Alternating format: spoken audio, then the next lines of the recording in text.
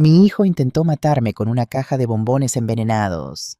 40 años. 40 años lo crié, lo amé, le di todo lo que tenía.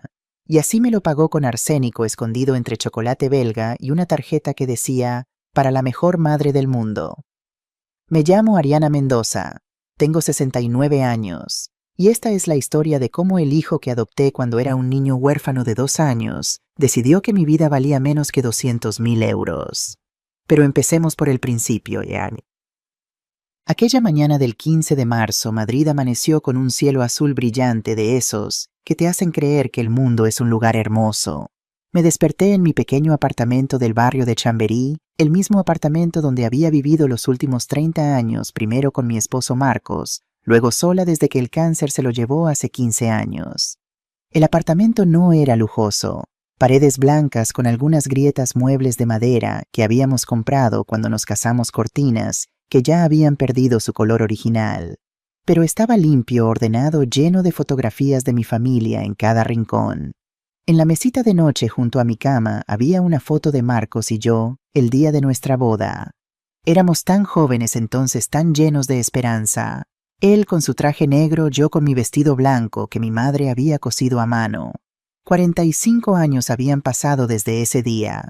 Y junto a esa foto otra Antonio a los 10 años sonriendo con esa sonrisa que me derretía el corazón. Mi pequeño Antonio, el niño que llegó a mi vida cuando yo creía que nunca sería madre. 69 años. Hoy cumplía 69 años. Me levanté despacio como hacen las personas de mi edad. Las rodillas ya no son lo que eran, la espalda protesta cada mañana. Pero mi mente seguía clara, gracias a Dios. Eso era lo importante. Fui a la cocina a prepararme un café con leche. El ritual de cada mañana: calentar la leche, añadir el café soluble, sentarme junto a la ventana a ver cómo Madrid despertaba. Desde mi cuarto piso podía ver la calle, los vecinos saliendo a trabajar, los niños corriendo hacia el colegio. Pensé en llamar a Antonio para ver si se acordaba de mi cumpleaños. Pero decidí no hacerlo. No quería parecer desesperada por atención. Si mi hijo quería felicitarme, lo haría. Si no, bueno, ya estaba acostumbrada a sus olvidos. Desde que se casó con Elena hace 8 años, todo había cambiado. Las visitas se hicieron más escasas, las llamadas más frías, los abrazos más distantes. Al principio lo justifiqué: está ocupado con el trabajo, tiene su propia familia, ahora es normal que se aleje un poco. Pero con el tiempo la distancia se convirtió en un abismo. Elena nunca me quiso. Eso lo supe desde el primer día que la conocí. Había algo en su mirada, una frialdad que intentaba disimular con sonrisas falsas y palabras corteses. Marcos, que todavía vivía entonces, me lo advirtió: cuidado con esa chica, Ariana, tiene los ojos de quien calcula todo. Pero yo no escuché. Antonio estaba enamorado, y eso era lo único que me importaba. Mi hijo era feliz. ¿Qué más podía pedir una madre? Ahora, tantos años después, entiendo que el amor de madre puede cegarnos. Nos hace ver lo que queremos ver, ignorar lo que no queremos aceptar. Y esa ceguera casi me costó la vida.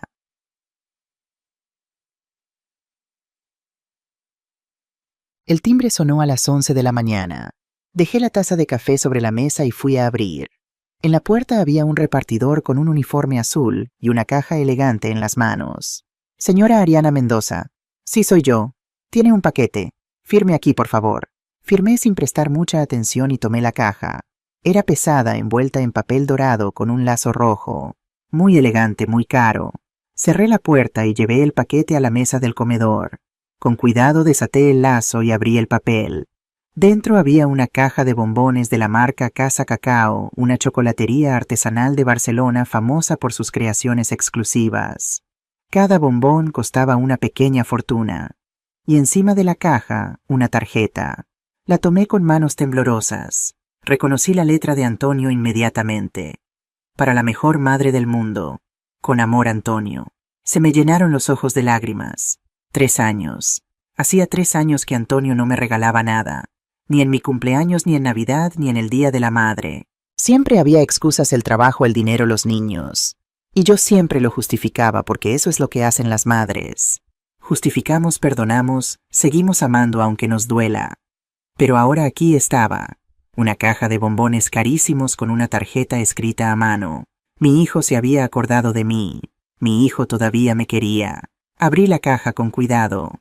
Los bombones eran obras de arte, formas perfectas, decoraciones doradas, aromas que prometían sabores exquisitos. Chocolate negro, chocolate con leche rellenos de frutas de licores de cremas. Una selección digna de un rey. Mi primer instinto fue comer uno inmediatamente, pero entonces pensé en mis nietos Sofía y Miguel.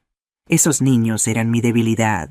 A pesar de todo el desprecio que Elena me mostraba, yo adoraba a esos críos. Eran mi Antonio de pequeño, con sus ojos curiosos y sus sonrisas inocentes. Estos bombones son demasiado buenos para mí sola, pensé. Elena y los niños los disfrutarán mucho más. Fue esa generosidad, esa maldita costumbre mía de pensar siempre en los demás antes que en mí misma lo que me salvó la vida. Sin saberlo, sin sospecharlo, siquiera acababa de evitar mi propia muerte.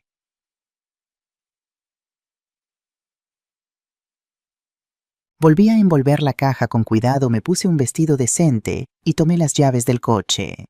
Mi viejo Seat Ibiza llevaba conmigo 15 años, pero todavía funcionaba bien. Marcos siempre decía que los coches son como las personas, si los cuidas duran toda la vida. El trayecto de Madrid a Toledo era de unos 70 kilómetros por la autopista A42, una hora de viaje que hacía cada vez menos frecuentemente. Antes, cuando Antonio vivía en Madrid, lo veía cada semana. Ahora con suerte una vez al mes, y siempre en la puerta, nunca dentro de la casa. Mientras conducía dejé que mi mente vagara por los recuerdos.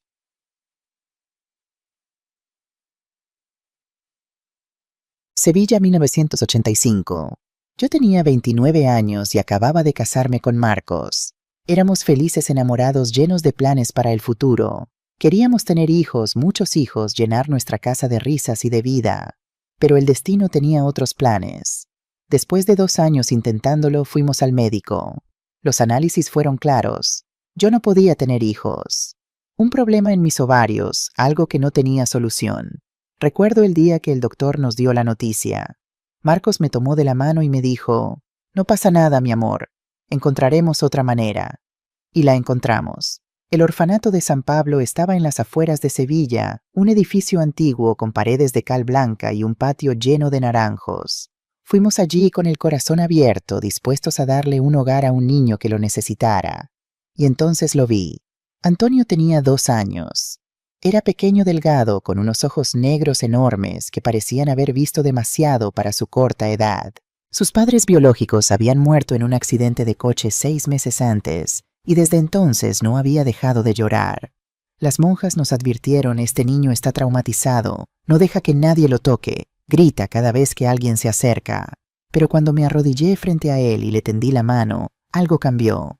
Me miró fijamente durante un largo momento, y entonces despacio, muy despacio, puso su pequeña mano sobre la mía. Ese fue el momento en que me convertí en madre. Los primeros meses fueron difíciles. Antonio tenía pesadillas cada noche, se despertaba gritando buscando a unos padres que ya no volverían. Yo me quedaba con él hasta el amanecer, cantándole canciones de cuna, acariciándole el pelo, prometiéndole que nunca lo abandonaría. Y una noche, después de 3 meses de paciencia infinita, Antonio me miró con esos ojos enormes y dijo una palabra que cambió mi vida para siempre: «Mamá». Lloré durante horas, de felicidad, de alivio, de amor. Mi hijo, mi pequeño Antonio, finalmente era mío. El recuerdo se desvaneció cuando vi el cartel de salida hacia Toledo. Sacudí la cabeza para despejarme y tomé la salida. La casa de Antonio estaba en una urbanización tranquila a las afueras de la ciudad. Una casa de 2 plantas con jardín-garaje y una hipoteca que yo sabía que les costaba pagar cada mes. Antonio trabajaba como contable en una empresa de Madrid y Elena daba clases en un colegio público. No eran ricos, pero vivían cómodamente. O eso creía yo. Aparqué frente a la casa y bajé del coche con la caja de bombones en las manos. El corazón me latía con fuerza. Estaba nerviosa como siempre que venía aquí. Nunca sabía cómo me recibiría Elena. Toqué el timbre. Pasos. El sonido de la cerradura. Y entonces la puerta se abrió. Elena estaba allí con su sonrisa falsa de siempre. Esa sonrisa que nunca llegaba a sus ojos, que gritaba desprecio, aunque sus labios intentaran fingir cortesía. «Hola, suegra. ¿Qué te trae por aquí?» Su tono era condescendiente, como si yo fuera una vendedora ambulante molesta y no la abuela de sus hijos. Hola Elena, Antonio me envió estos bombones por mi cumpleaños y quise compartirlos con vosotros y los niños. Le tendí la caja. Por un momento vi algo extraño en sus ojos. Sorpresa, miedo. Fue solo un instante tan breve que pensé que lo había imaginado. Pero ahora mirando hacia atrás sé que no fue mi imaginación. Elena sabía algo. Elena siempre supo algo. ¿Qué detalle de Antonio?, murmuró tomando la caja. Los niños estarán encantados. Esperé a que me invitara a pasar. No lo hizo. ¿Están los niños en casa?, pregunté intentando ocultar mi decepción. Me gustaría verlos. Están durmiendo la siesta. Ha sido un día largo. Quizás otro día sea mejor. Siempre había una excusa. Siempre un motivo para mantenerme en la puerta para no dejarme entrar en la vida de mi hijo. Claro, dije forzando una sonrisa. Otro día. Me di la vuelta y caminé hacia el coche. Antes de subir miré hacia la casa una última vez. Y entonces lo noté, había un coche desconocido aparcado junto al garaje. Un BMW negro con matrícula de Madrid.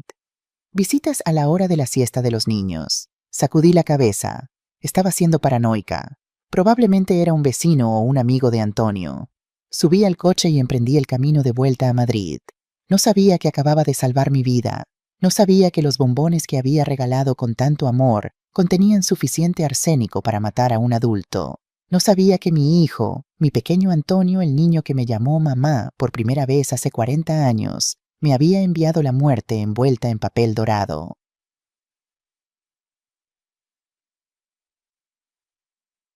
Llegué a mi apartamento cuando el sol comenzaba a ponerse sobre Madrid. El cielo se había teñido de naranja y rosa, uno de esos atardeceres que te hacen olvidar los problemas del día. Cené ligero, una ensalada, un poco de pan, un vaso de vino. Me senté frente a la televisión a ver las noticias, pero mi mente estaba en otra parte. Pensaba en Antonio, en la tarjeta, en cómo quizás las cosas estaban empezando a cambiar entre nosotros. Quizás Elena por fin ha entendido que no soy su enemiga, pensé. Quizás mi hijo ha decidido que su madre todavía importa. Qué ingenua fui. Me fui a la cama temprano, alrededor de las 10. Antes de dormir recé como hacía cada noche. Recé por Marcos para que estuviera en paz. Recé por Antonio, Elena y los niños para que fueran felices. Recé por mí misma para que Dios me diera fuerzas para enfrentar otro día. Esa noche dormí tranquila. Fue la última noche de paz que tendría en mucho tiempo. El teléfono sonó a las 6 de la mañana. Me desperté sobresaltada con el corazón acelerado. Las llamadas a esas horas nunca traen buenas noticias. Lo primero que pensé fue en mis hermanas, en alguna emergencia familiar. Tomé el teléfono con manos temblorosas. En la pantalla brillaba un nombre: Antonio. Diga, mamá. La voz de mi hijo sonaba extraña, tensa, nada parecida a su tono habitual. ¿Has comido los bombones? La pregunta me pilló desprevenida. ¿Qué, Antonio? ¿Son las 6 de la mañana? ¡Contéstame!, gritó, y por primera vez en mi vida sentí miedo de mi propio hijo. ¿Has comido los bombones o no? No los he comido. Se los di a Elena y a los niños ayer. Pensé que les gustarían más que a mí. Silencio. Un silencio largo, pesado, que se extendió durante lo que parecieron horas, pero probablemente fueron solo segundos. ¿Qué hiciste qué? La voz de Antonio ya no era tensa. Era puro pánico. Los niños han comido los bombones, Antonio, no entiendo. ¿Qué pasa? ¿Por qué te importa tanto si comí los bombones o no? Más silencio. Y entonces eres idiota. Eres una maldita idiota. Y colgó. Me quedé con el teléfono en la mano temblando. Mi hijo acababa de llamarme idiota. Mi hijo, al que había criado con todo mi amor, al que había dado todo lo que tenía, acababa de insultarme por no comer unos bombones. Algo estaba muy mal. Intenté llamarlo de vuelta, pero no contestó. Una vez, 2 veces, 3 veces. Buzón de voz. Me levanté de la cama y fui a la cocina a prepararme un café. Necesitaba calmarme, pensar con claridad. Quizás Antonio estaba estresado por el trabajo. Quizás había tenido una mala noche. Quizás todo tenía una explicación lógica. Pero en el fondo algo me decía que no era así. Algo me decía que la pesadilla acababa de empezar.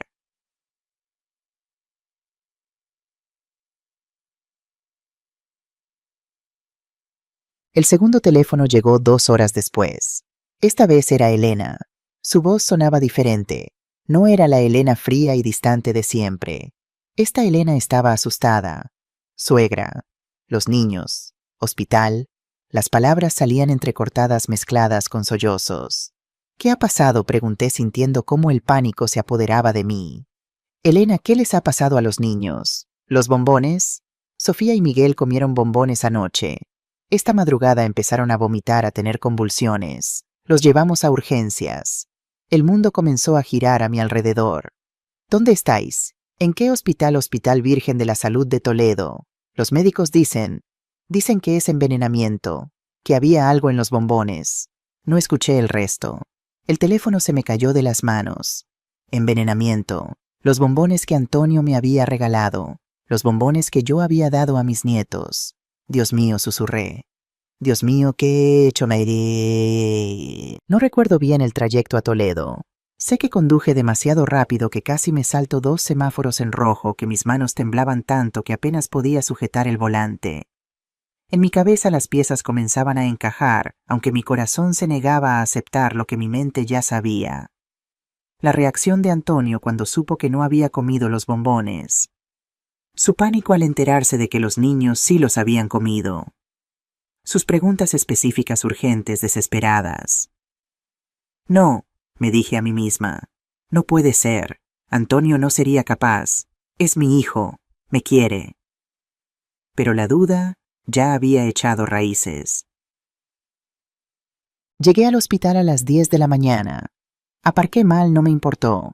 Corrí hacia urgencias con el corazón en la garganta. Elena estaba en la sala de espera sentada en una silla de plástico con la cara hundida entre las manos. Cuando me vio llegar, levantó la cabeza.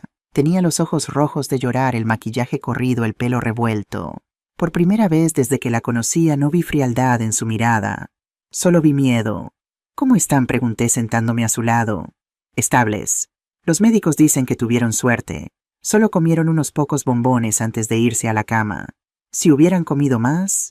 No terminó la frase. No hacía falta. ¿Qué había en los bombones?, pregunté, aunque ya intuía la respuesta. Elena me miró fijamente, y entonces dijo una palabra que cambió todo: arsénico. Arsénico. Un veneno. En los bombones que mi hijo me había regalado por mi cumpleaños. El doctor quiere hablar contigo, dijo Elena. Quiere saber de dónde venían los bombones. Me levanté con las piernas temblando y seguí a una enfermera hasta un despacho al final del pasillo. Allí me esperaba un hombre de unos 50 años, con bata blanca y expresión grave. Señora Mendoza, soy el doctor Hernández. Por favor, siéntese. Me senté. El doctor tomó asiento frente a mí y abrió una carpeta. Los análisis confirman que los niños ingirieron arsénico. Una cantidad pequeña, gracias a Dios, pero suficiente para causar síntomas graves. Si hubieran comido más bombones o si fueran más pequeños... Negó con la cabeza. No quiero ni pensarlo. ¿Se pondrán bien?, pregunté con un hilo de voz. Sí, se recuperarán completamente. Pero necesito saber, ¿de dónde salieron esos bombones? Tragué saliva. La verdad quemaba en mi garganta. Me los regaló mi hijo, Antonio, por mi cumpleaños. El doctor me miró con una expresión que no supe interpretar. Su hijo le regaló bombones envenenados. Yo no. Él no sabía. Pero las palabras se me atragantaron porque incluso mientras las decía sabía que eran mentira. Antonio sabía. Por eso me había llamado a las 6 de la mañana preguntando si había comido los bombones. Por eso había entrado en pánico cuando supo que los niños sí los habían comido. Antonio sabía que los bombones estaban envenenados, porque él los había envenenado. Salí del despacho del doctor como una sonámbula. El pasillo del hospital se extendía ante mí blanco y estéril como un túnel sin fin. Caminé sin saber a dónde iba, sin ver a las personas que pasaban a mi lado, sin escuchar los sonidos que me rodeaban. Mi hijo había intentado matarme. Mi hijo, el niño que rescaté de un orfanato. El niño que me llamó mamá por primera vez una noche de hace 40 años. El niño por el que sacrifiqué mi juventud, mis sueños, mis ahorros. Ese niño había puesto veneno en unos bombones y me los había enviado como regalo de cumpleaños. Me detuve junto a una ventana y miré hacia afuera. El cielo de Toledo era de un azul intenso, indiferente a mi dolor. La vida seguía su curso, coches, circulando personas, caminando el mundo, girando como si nada hubiera pasado. Pero mi mundo se había detenido. Suegra, me di la vuelta. Elena estaba detrás de mí con los brazos cruzados sobre el pecho y una expresión que nunca le había visto: miedo mezclado con determinación. Tenemos que hablar, dijo.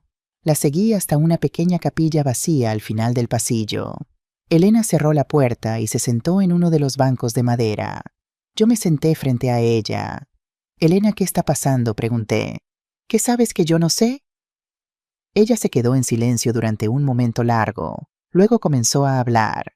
«Hace 6 meses escuché una conversación telefónica de Antonio. Estaba en su despacho con la puerta entreabierta. No debería haber escuchado, pero…» Se mordió el labio. «Estaba hablando con alguien sobre usted, sobre su dinero». «Mi dinero, 200.000 euros, suegra. Antonio descubrió que usted tiene 200.000 euros en el banco. Cuando usted estuvo enferma el año pasado y Antonio tuvo que ayudarla con el papeleo del seguro, vio los extractos bancarios». Sentí un escalofrío recorrerme la espalda. «¿Y qué dijo exactamente?». Elena bajó la mirada. Dijo: «La vieja está sentada sobre 200.000 euros y no suelta un céntimo. ¿Cuánto más va a vivir? Ese dinero debería ser mío». Las palabras cayeron sobre mí como golpes físicos, pero eso no significa… Empecé a decir: «Hay más». Elena me interrumpió alzando la mano. «Hace unas semanas Antonio me dijo que quería enviarle un regalo de cumpleaños especial. Bombones de una tienda cara. Le pregunté por qué después de años sin regalarle nada, y me dijo que era hora de reparar la relación. ¿Y qué tiene eso de malo? Nada. Excepto que ayer, cuando usted vino a traer los bombones, Antonio no estaba trabajando como me había dicho. Estaba en casa, escondido en el dormitorio. Vi su coche aparcado en el garaje trasero, el BMW negro, el coche que había visto ayer y que no reconocí. ¿Por qué se escondería de mí? No lo sé, pero cuando usted se fue y yo abrí la caja de bombones, Antonio apareció de repente. Me quitó la caja de las manos y me dijo que él quería ser el primero en probarlos. Pero entonces sonó su teléfono y tuvo que atender una llamada urgente. Dejó la caja en la cocina y se fue al despacho. Y los niños Sofía y Miguel entraron en la cocina mientras yo preparaba la cena. Vieron los bombones y me pidieron uno. Yo les dije que sí, que podían comer unos pocos antes de cenar. La voz de Elena se quebró. «No pensé, no imaginé. No es culpa tuya», dije automáticamente, aunque mi mente estaba procesando algo mucho más terrible. Antonio había intentado evitar que Elena y los niños comieran los bombones, porque sabía que estaban envenenados, porque los había envenenado específicamente para mí. «Suegra», dijo Elena mirándome directamente a los ojos, «creo que esos bombones no estaban destinados a ser compartidos. Creo que estaban destinados a usted. Solo a usted», lo dijo en voz alta. Lo que yo ya sabía, pero me negaba a aceptar. Mi hijo había intentado asesinarme. No. En ese momento la puerta de la capilla se abrió de golpe. Antonio estaba allí en el umbral con la cara pálida y los ojos desorbitados. No había dormido en toda la noche, eso era evidente. Su ropa estaba arrugada, su pelo revuelto, su aspecto general era el de un hombre al borde del colapso. Pero no fue hacia los niños. No preguntó por su salud. No corrió a abrazar a su esposa. Vino directamente hacia mí. Mamá jadeó. «¿Tú comiste algún bombón? ¿Estás segura de que no probaste ni uno?». Y en ese instante, viéndolo allí delante de mí, con el pánico grabado en cada línea de su rostro, lo supe con absoluta certeza. Mi hijo no estaba preocupado por mí. Estaba preocupado por sí mismo. Estaba preocupado porque su plan había fallado. No respondí y mi voz sonó extraña incluso para mí. Fría, distante, como si perteneciera a otra persona. No comí ninguno. El alivio cruzó su rostro por un momento. Solo un momento. Luego fue reemplazado por algo más: frustración, ira contenida. «¿Por qué los diste?», preguntó, y había una acusación en su tono. «Eran para ti. Te los regalé a ti. Porque siempre pienso en los demás antes que en mí misma», respondí. «Porque soy una idiota, como tú mismo dijiste esta mañana». Antonio se quedó paralizado. «¿Qué dijiste?». Me levanté del banco. De repente ya no me sentía débil ni confundida. Sentía algo completamente diferente, una claridad helada que me permitía ver todo con nitidez perfecta. «Tú lo sabías», dije mirándolo fijamente. «Sabías que los bombones estaban envenenados. Mamá, estás delirando. Por eso me llamaste a las 6 de la mañana preguntando si los había comido. Por eso entraste en pánico cuando te dije que se los había dado a los niños». Di un paso hacia él. «Por eso te escondiste ayer cuando vine a la casa. No querías verme. No querías mirarme a los ojos sabiendo lo que habías hecho». «Mamá, para», gritó Antonio retrocediendo. No sabes lo que dices. Sé exactamente lo que digo. Me acerqué más. Podía oler su miedo, verlo en el temblor de sus manos, en el sudor de su frente. Me enviaste bombones envenenados con arsénico, dije pronunciando cada palabra con claridad. Querías que me los comiera y muriera. Querías que pareciera un ataque al corazón. La pobre abuela Ariana tan mayor era cuestión de tiempo. Y entonces heredarías mis 200.000 euros. Antonio abrió la boca para negar, para mentir, para manipular como había hecho toda su vida. Pero antes de que pudiera hablar, Elena intervino. Antonio dijo, y su voz era de acero: los médicos encontraron arsénico en la sangre de nuestros hijos. Si no dices la verdad, ahora mismo voy a llamar a la policía. El silencio que siguió fue absoluto. Antonio nos miró a las dos, a su madre, a quien había intentado asesinar, y a su esposa, madre de los hijos, que casi había matado por accidente. Y entonces su máscara cayó.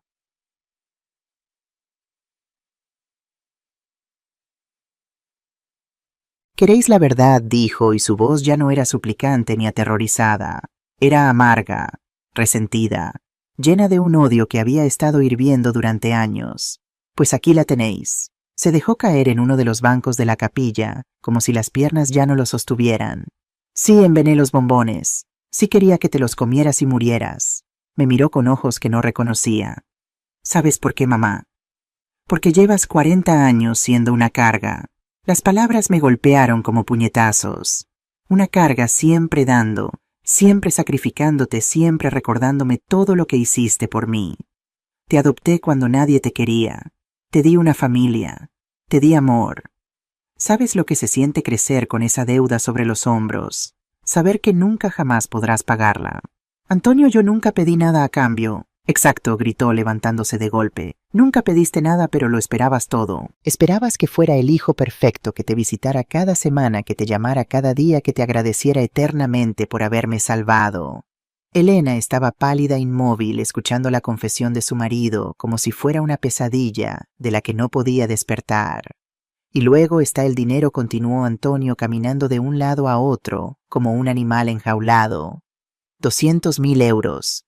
200.000 euros que has acumulado viviendo como una miserable, comiendo sobras, vistiendo ropa de hace 20 años. Todo ese dinero que será mío cuando mueras. Pero ¿cuándo vas a morir, mamá? Tienes 69 años y estás más sana que yo. Podrías vivir otros 20 años. Así que decidiste acelerar las cosas, dije, y mi voz sonaba hueca. Necesitaba ese dinero, ahora explotó. Tengo deudas, mamá. Deudas que no puedes ni imaginar. Gente peligrosa que amenaza con matarme si no pago. Y tú estás ahí sentada sobre una fortuna negándote a ayudar a tu propio hijo. Nunca me dijiste que debías tanto. Te pedí 20.000 euros el año pasado. Me dijiste que no, porque sabía que los usarías para apostar, repliqué. Y la verdad de esas palabras me sorprendió incluso a mí. En algún nivel siempre había sabido que Antonio tenía problemas con el juego. Simplemente me había negado a verlo. ¿Y qué? ¿Es tu dinero o mi herencia? Porque según las leyes, cuando mueras, todo eso será mío. Yo solo adelanté el calendario. Adelantaste el calendario matándome. Iba a ser indoloro, gritó, y había una nota de justificación en su voz que me heló la sangre. El arsénico en esas dosis causa un ataque cardíaco. Habrías muerto dormida sin sufrir. Nadie habría sospechado nada. Y los niños, intervino Elena, su voz temblando de furia. ¿Pensaste en los niños cuando envenenaste esos bombones? Antonio se volvió hacia ella como si hubiera olvidado que estaba allí. Los niños no tenían que comer nada. Eran para ella. Solo para ella. Me señaló con un dedo acusador. Si esta vieja estúpida se hubiera comido los bombones como una persona normal, nada de esto habría pasado. Vieja estúpida. Las palabras resonaron en la pequeña capilla.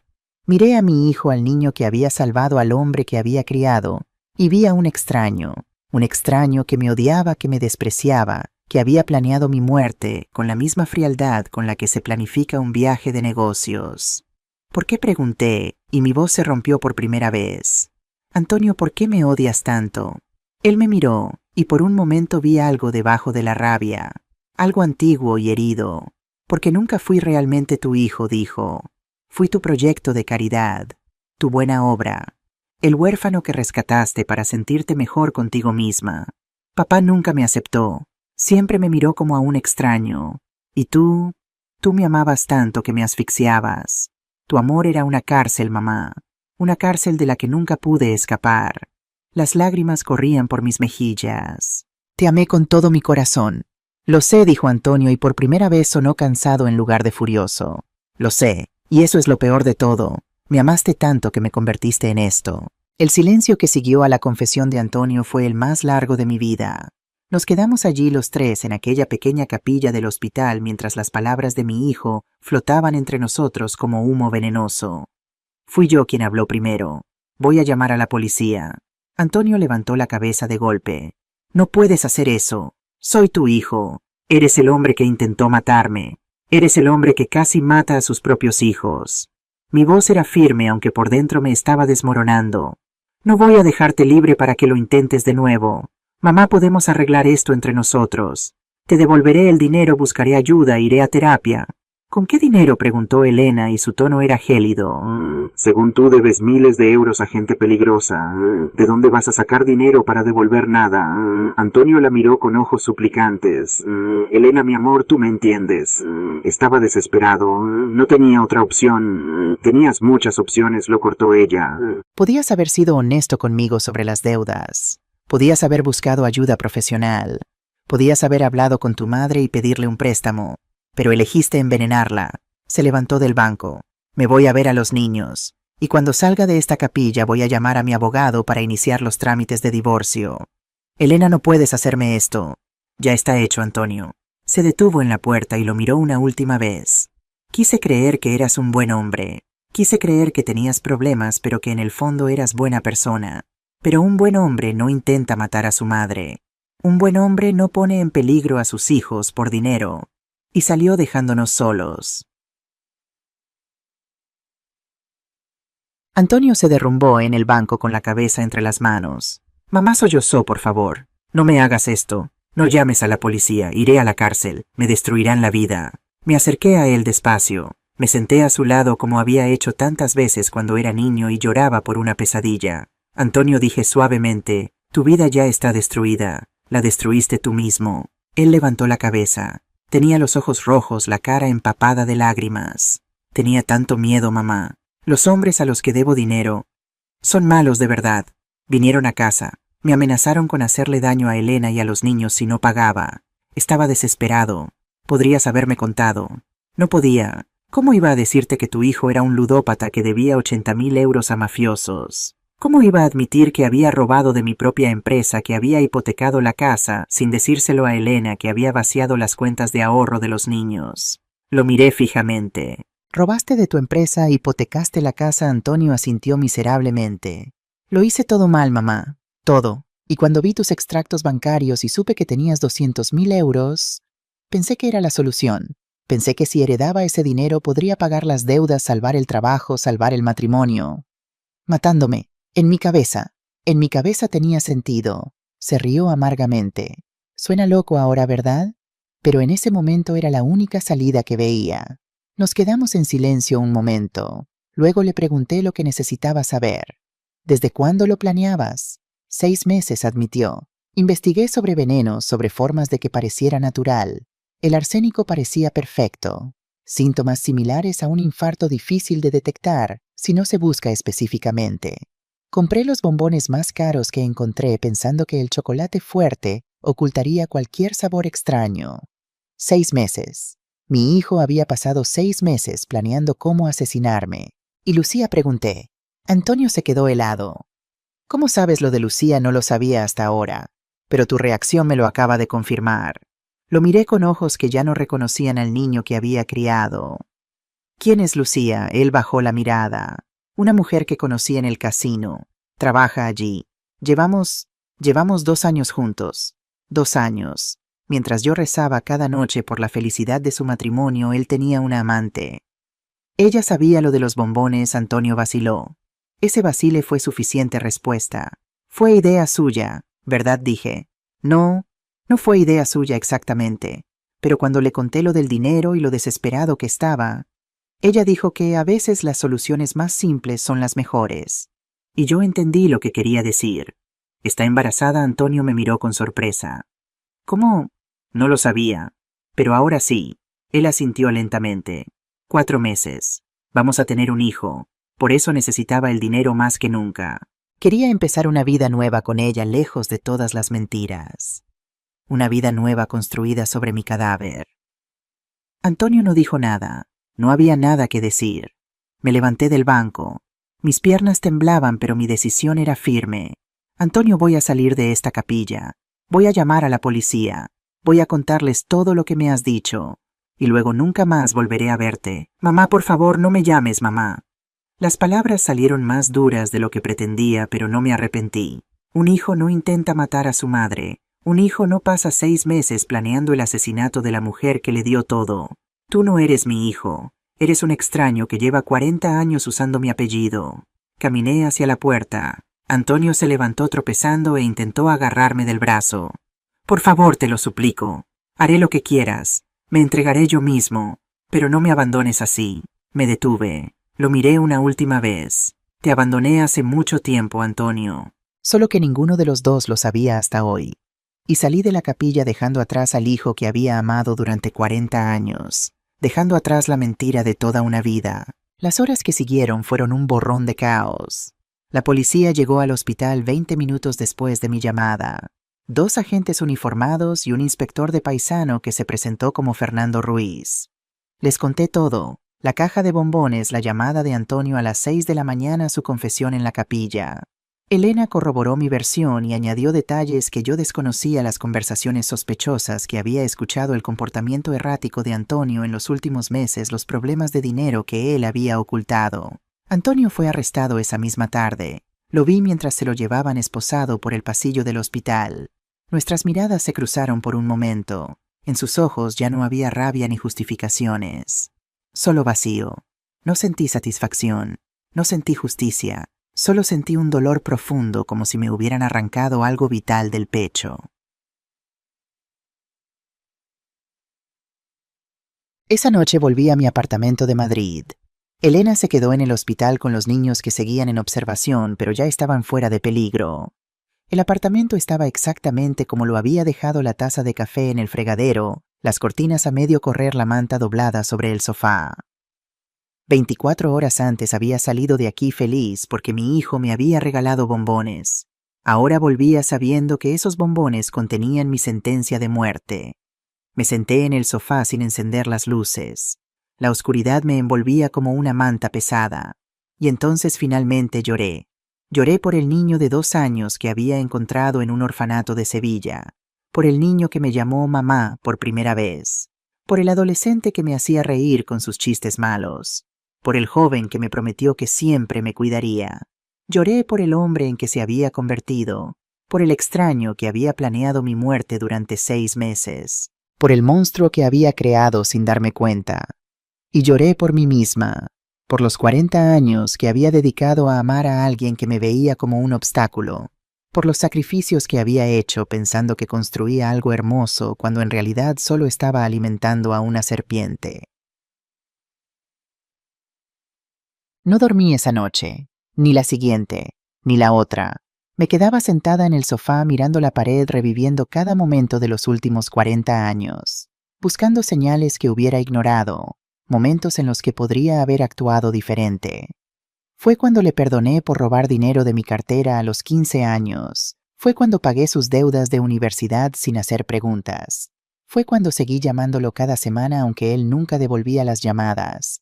¿Cuándo exactamente había empezado a criar a un asesino? Al tercer día alguien llamó a la puerta. Me levanté con dificultad. No me había duchado. No había comido más que unas galletas. No había hablado con nadie, excepto la policía. Abrí la puerta. Un hombre de unos 55 años estaba allí.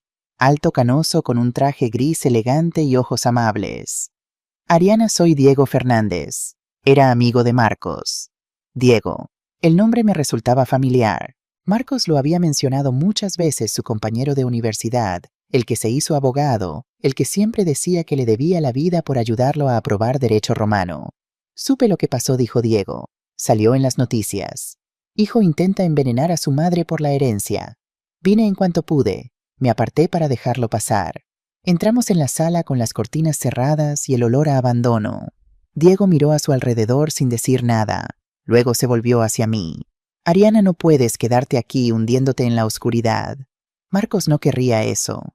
Marcos está muerto, respondí y mi voz sonaba hueca. Y el hijo que criamos intentó matarme.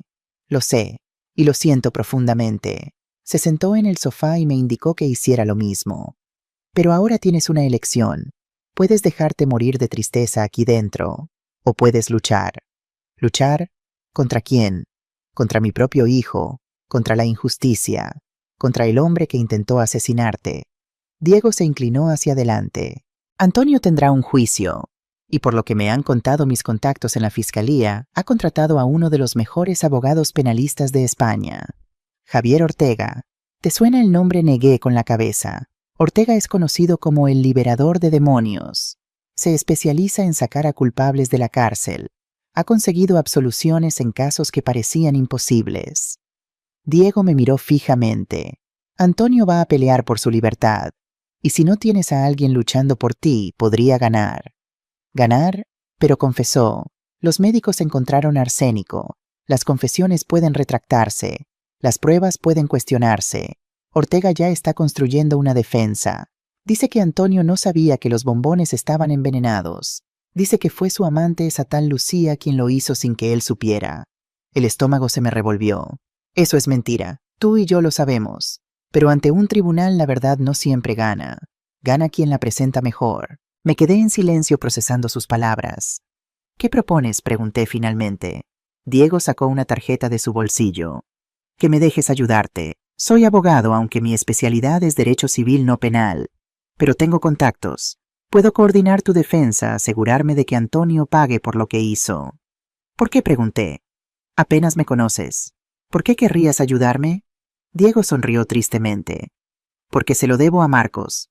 Antes de morir me hizo prometer que cuidaría de ti si alguna vez lo necesitabas.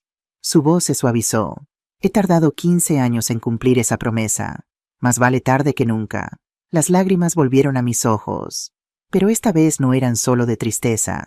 Eran de algo que había olvidado, que existía esperanza. Las semanas siguientes fueron un torbellino de actividad. Diego tomó las riendas de mi caso con una eficiencia que me dejó asombrada. Contrató a un investigador privado llamado Rafael Moreno, un ex policía de Madrid con reputación de encontrar lo que otros no podían. Contactó con la fiscalía para asegurarse de que mi testimonio fuera tenido en cuenta. Y me ayudó a organizar mis finanzas para protegerlas de cualquier reclamación que Antonio pudiera hacer. Porque resulta que mi hijo no solo había planeado matarme, también había intentado acceder a mis cuentas bancarias usando documentos falsificados. El banco lo había detectado a tiempo, pero el intento quedó registrado. Otro cargo más para la lista, dijo Diego cuando se lo conté. Intento de fraude. Rafael, el investigador, me visitaba cada pocos días con nuevos informes. Lo que descubrió sobre Antonio era peor de lo que había imaginado. Las deudas de juego ascendían a 80.000 euros. Debía dinero a casinos legales, a casas de apuestas online, y lo peor de todo, a un grupo de prestamistas ilegales conocido como Los Hermanos, con conexiones en Valencia y Madrid. Había estado robando de su empresa durante 3 años. Pequeñas cantidades al principio, luego sumas mayores. El total superaba los 50.000 euros. Su jefe aún no lo sabía, pero era cuestión de tiempo. Y luego estaba Lucía. Lucía Vega, 28 años, empleada del Casino Gran Madrid. Llevaban 2 años de relación. Ella estaba embarazada de 4 meses. Y según los mensajes de texto que Rafael había conseguido obtener, había sido cómplice activa en el plan para envenenarme. Solo tienes que asegurarte de que se los coma, decía un mensaje de Lucía a Antonio. Después todo será nuestro. Y si algo sale mal, respondía Antonio. Nada saldrá mal. Los viejos mueren todo el tiempo. Nadie sospechará. Leí esos mensajes con las manos temblando. Los viejos mueren todo el tiempo. Así me veían, como un obstáculo a eliminar, no como una persona. Esto es suficiente para hundirlos a los dos, dijo Rafael. Pero necesitamos más. Necesitamos que Lucía testifique contra Antonio. ¿Cómo si ella es tan culpable como él? Exacto, pero si le ofrecemos un trato, menos cárcel a cambio de su testimonio. Rafael se encogió de hombros. No sería la primera vez que una cómplice traiciona a su pareja para salvar su propio pellejo. La idea me revolvía el estómago, pero Diego tenía razón, esto era una guerra, y en una guerra a veces hay que hacer alianzas incómodas. Mientras tanto, mi vida comenzó a cambiar de otras maneras. Elena y los niños se instalaron temporalmente en mi apartamento. Su casa en Toledo estaba embargada. Antonio había dejado de pagar la hipoteca hacía meses sin decírselo, y no tenían a dónde ir. Las primeras noches fueron incómodas. Elena y yo nunca habíamos sido amigas. Siempre había habido tensión entre nosotras, resentimientos silenciosos, palabras no dichas. Pero compartir un espacio pequeño, cuidar juntas a los niños, enfrentar juntas la misma tragedia, todo eso nos unió de maneras inesperadas. Una noche después de acostar a Sofía y Miguel, Elena y yo nos sentamos en la cocina con 2 tazas de té. Suegra, dijo ella rompiendo un largo silencio, quiero pedirte perdón. La miré sorprendida. ¿Perdón por qué? ¿Por cómo te he tratado todos estos años? Bajó la mirada avergonzada. Siempre fui fría contigo. Te mantuve alejada de los niños. Te hice sentir como una intrusa en tu propia familia. Elena, no tienes que... Sí tengo. Me miró a los ojos. La verdad es que tenía celos de ti, de lo mucho que Antonio te quería, o de lo que yo pensaba que te quería. Cada vez que hablaba de ti, de lo buena madre que habías sido, de cuánto te debía, yo sentía que nunca estaría a la altura. No sabía que te sintieras así. Nunca lo dije. Preferí convertirte en mi enemiga en lugar de enfrentar mis propias inseguridades. Suspiró. Y ahora descubro que el hombre por el que te aparté no valía nada, que estaba dispuesto a matarte por dinero, que me mentía cada día mientras se acostaba con otra. Le tomé la mano. No es culpa tuya. Él nos engañó a las 2, pero tú intentaste advertirme. Las lágrimas corrían por sus mejillas.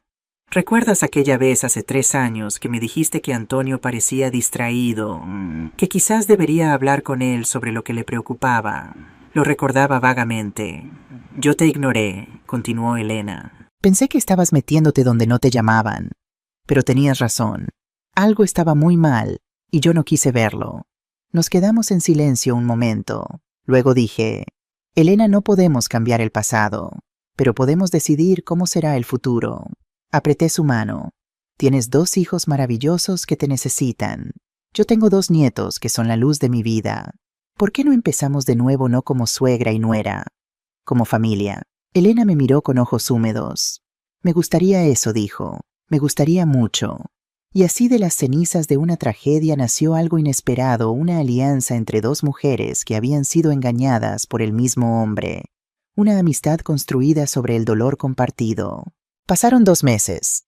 Antonio seguía en prisión preventiva a la espera de juicio. Su abogado Javier Ortega había intentado conseguirle la libertad bajo fianza, pero el juez la denegó considerando el riesgo de fuga. Lucía también había sido arrestada tras huir a Portugal. La policía la encontró en Lisboa intentando cruzar a Brasil con un pasaporte falso. Ahora estaba en una prisión de mujeres esperando ser extraditada a España. Rafael seguía desenterrando secretos, y lo que encontró en esos 2 meses fue devastador. Una tarde llegó a mi apartamento con una carpeta gruesa bajo el brazo. Ariana dijo sentándose en el sofá, tengo que contarte algo difícil. Más difícil que descubrir que mi hijo intentó matarme. Diferente. Abrió la carpeta. He estado investigando los antecedentes de Antonio. No solo sus finanzas, sino su historia, su pasado.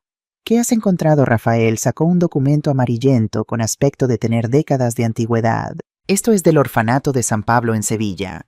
El registro de admisión de Antonio. Miré el documento. Estaba fechado en 1985, el año en que adoptamos a Antonio.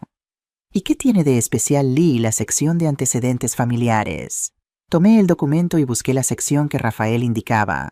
Lo que leí me dejó helada. Padres biológicos María del Carmen Vega y José Antonio Vega, fallecidos en accidente de tráfico el 14 de marzo de 1985. Nota del trabajador social. Se recomienda evaluación psicológica continua debido a antecedentes de inestabilidad mental en la familia materna. La abuela del menor fue internada en institución psiquiátrica en 1970 con diagnóstico de trastorno antisocial. Trastorno antisocial. La abuela de Antonio había tenido un trastorno antisocial. Esto no significa nada, dije aunque mi voz temblaba. Los trastornos mentales no son hereditarios de esa manera. No siempre concordó Rafael, pero hay predisposiciones genéticas. Y si a eso le sumas un trauma temprano como perder a tus padres a los 2 años... Dejó la frase sin terminar. ¿Estás diciendo que Antonio estaba predestinado a ser así? Estoy diciendo que tenía factores de riesgo que nadie identificó ni trató. Rafael me miró con compasión. Ariana, no estoy justificando lo que hizo. Nada justifica intentar matar a tu propia madre, pero quería que supieras que esto no es completamente culpa tuya. Antonio tenía problemas que iban más allá de cómo lo criaste. No supe cómo sentirme ante esa información. ¿Alivio culpa más dolor? ¿Por qué nadie nos dijo esto cuando lo adoptamos? En los años 80 estos registros no se compartían con las familias adoptivas. Se consideraba mejor empezar de cero, dar al niño una oportunidad sin el estigma de su pasado. Rafael negó con la cabeza. Fue un error.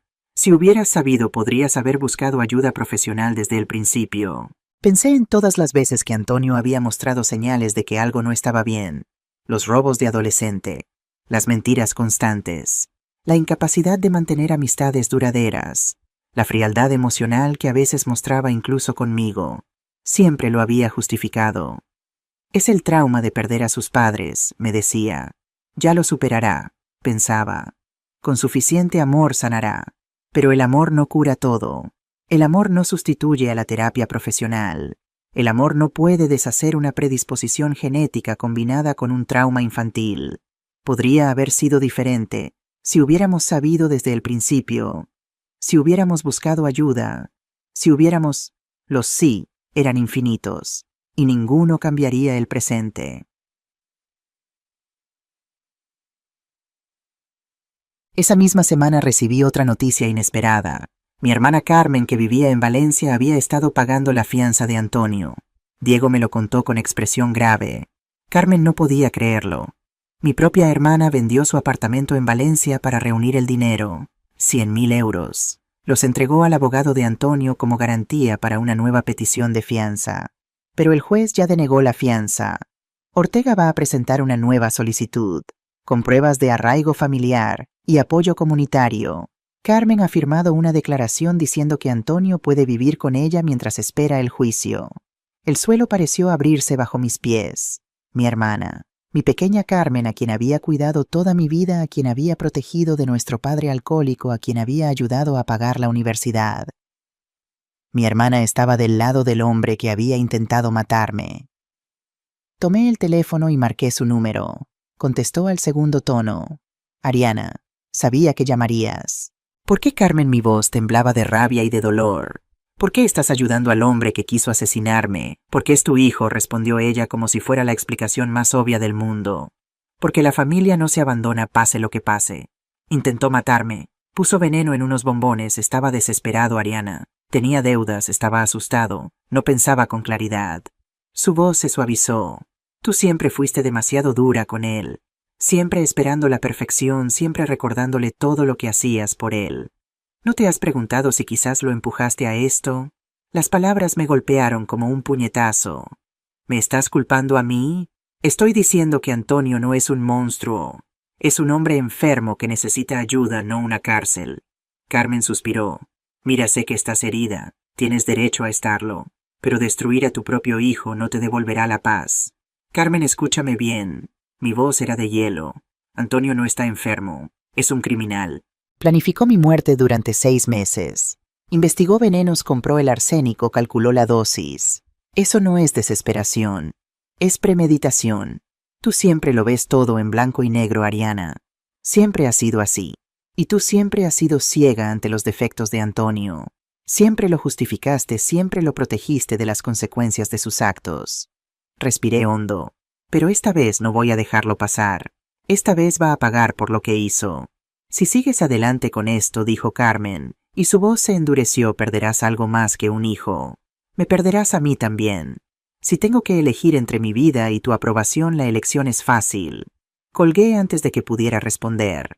Me quedé mirando el teléfono durante largo rato, sintiendo cómo otro pedazo de mi mundo se desmoronaba. Mi hijo quería matarme. Mi hermana lo apoyaba. ¿Quién más me traicionaría antes de que esto terminara? 3 semanas después, Diego me llamó a primera hora de la mañana. Ariana, tenemos una oportunidad. Lucía ha aceptado testificar contra Antonio a cambio de una reducción de condena. La fiscalía tiene su declaración completa. Y hay algo más, ella grabó conversaciones con Antonio. Conversaciones donde él admite todo. El corazón me dio un vuelco. Grabaciones audio. Lucía tenía miedo de que Antonio la traicionara si algo salía mal, así que se protegió. Hay conversaciones sobre el plan, sobre el arsénico, sobre cómo iban a gastar el dinero después de tu muerte. Diego hizo una pausa. Es condenatorio, Ariana. Con esto Antonio no tiene escapatoria. Debería haberme sentido aliviada, triunfante, pero lo único que sentía era un vacío inmenso. ¿Cuándo es el juicio? Se ha fijado fecha para dentro de 2 semanas. Pero antes, Diego dudó. Antonio quiere verte. ¿Qué ha pedido una visita? Dice que necesita hablar contigo antes del juicio. La voz de Diego se volvió cautelosa. No tienes ninguna obligación de ir. Pero si decides hacerlo, podría ser útil. Útil como si conseguimos que admita algo más en persona, algo que no esté en las grabaciones de Lucía. Tendríamos un caso aún más sólido. Entendí lo que me estaba pidiendo. ¿Quieres que lo grabe? Quiero darte la opción. Diego suspiró. Sé que es mucho pedir, pero este hombre intentó matarte, Ariana. Si hay alguna forma de asegurar que pague por completo. Me quedé en silencio pensando. Ir a ver a Antonio, mirarlo a los ojos, escuchar lo que tuviera que decir, grabarlo sin que lo supiera. Era manipulador, era frío, era exactamente lo que él me había hecho a mí. Lo haré, dije, pero no por el caso. Lo haré porque necesito entender. Necesito escucharlo decir la verdad cara a cara sin excusas.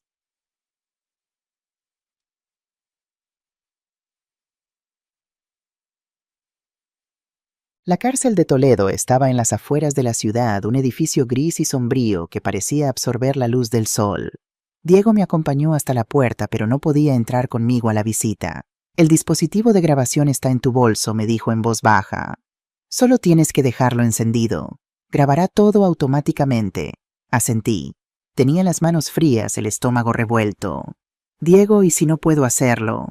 ¿Y si lo veo y me derrumbo? No te derrumbarás. Me puso una mano en el hombro.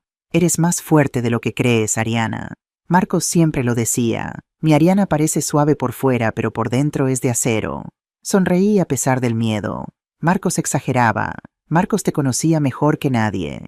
Respiré hondo y entré en la cárcel. Sí. La sala de visitas era pequeña y fría, con una mesa de metal en el centro y 2 sillas a cada lado. Un guardia me indicó que esperara mientras traían al preso. Me senté con el bolso sobre las rodillas, sintiendo el peso del dispositivo de grabación como si fuera una bomba a punto de explotar. 5 minutos, 10, 15, y entonces la puerta se abrió. Antonio entró esposado, acompañado por 2 guardias. Había perdido peso desde la última vez que lo vi. Su cara estaba demacrada, con ojeras profundas y una barba descuidada que nunca antes le había visto. Se sentó frente a mí. Los guardias se retiraron a la esquina de la sala, pero permanecieron dentro. Nos miramos en silencio durante un largo momento. Mamá dijo finalmente y su voz se quebró. «Viniste, dijiste que querías hablar. Aquí estoy. Pensé que no vendrías. Después de todo lo que...» Yo también pensé que no vendría, lo interrumpí. Pero resulta que tengo preguntas.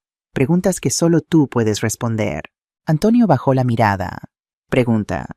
Te diré todo lo que quieras saber. ¿Por qué levantó la cabeza confundido? ¿Por qué qué? ¿Por qué yo? Las palabras salieron cargadas de dolor. De todas las personas del mundo a las que podrías haber robado, engañado, usado.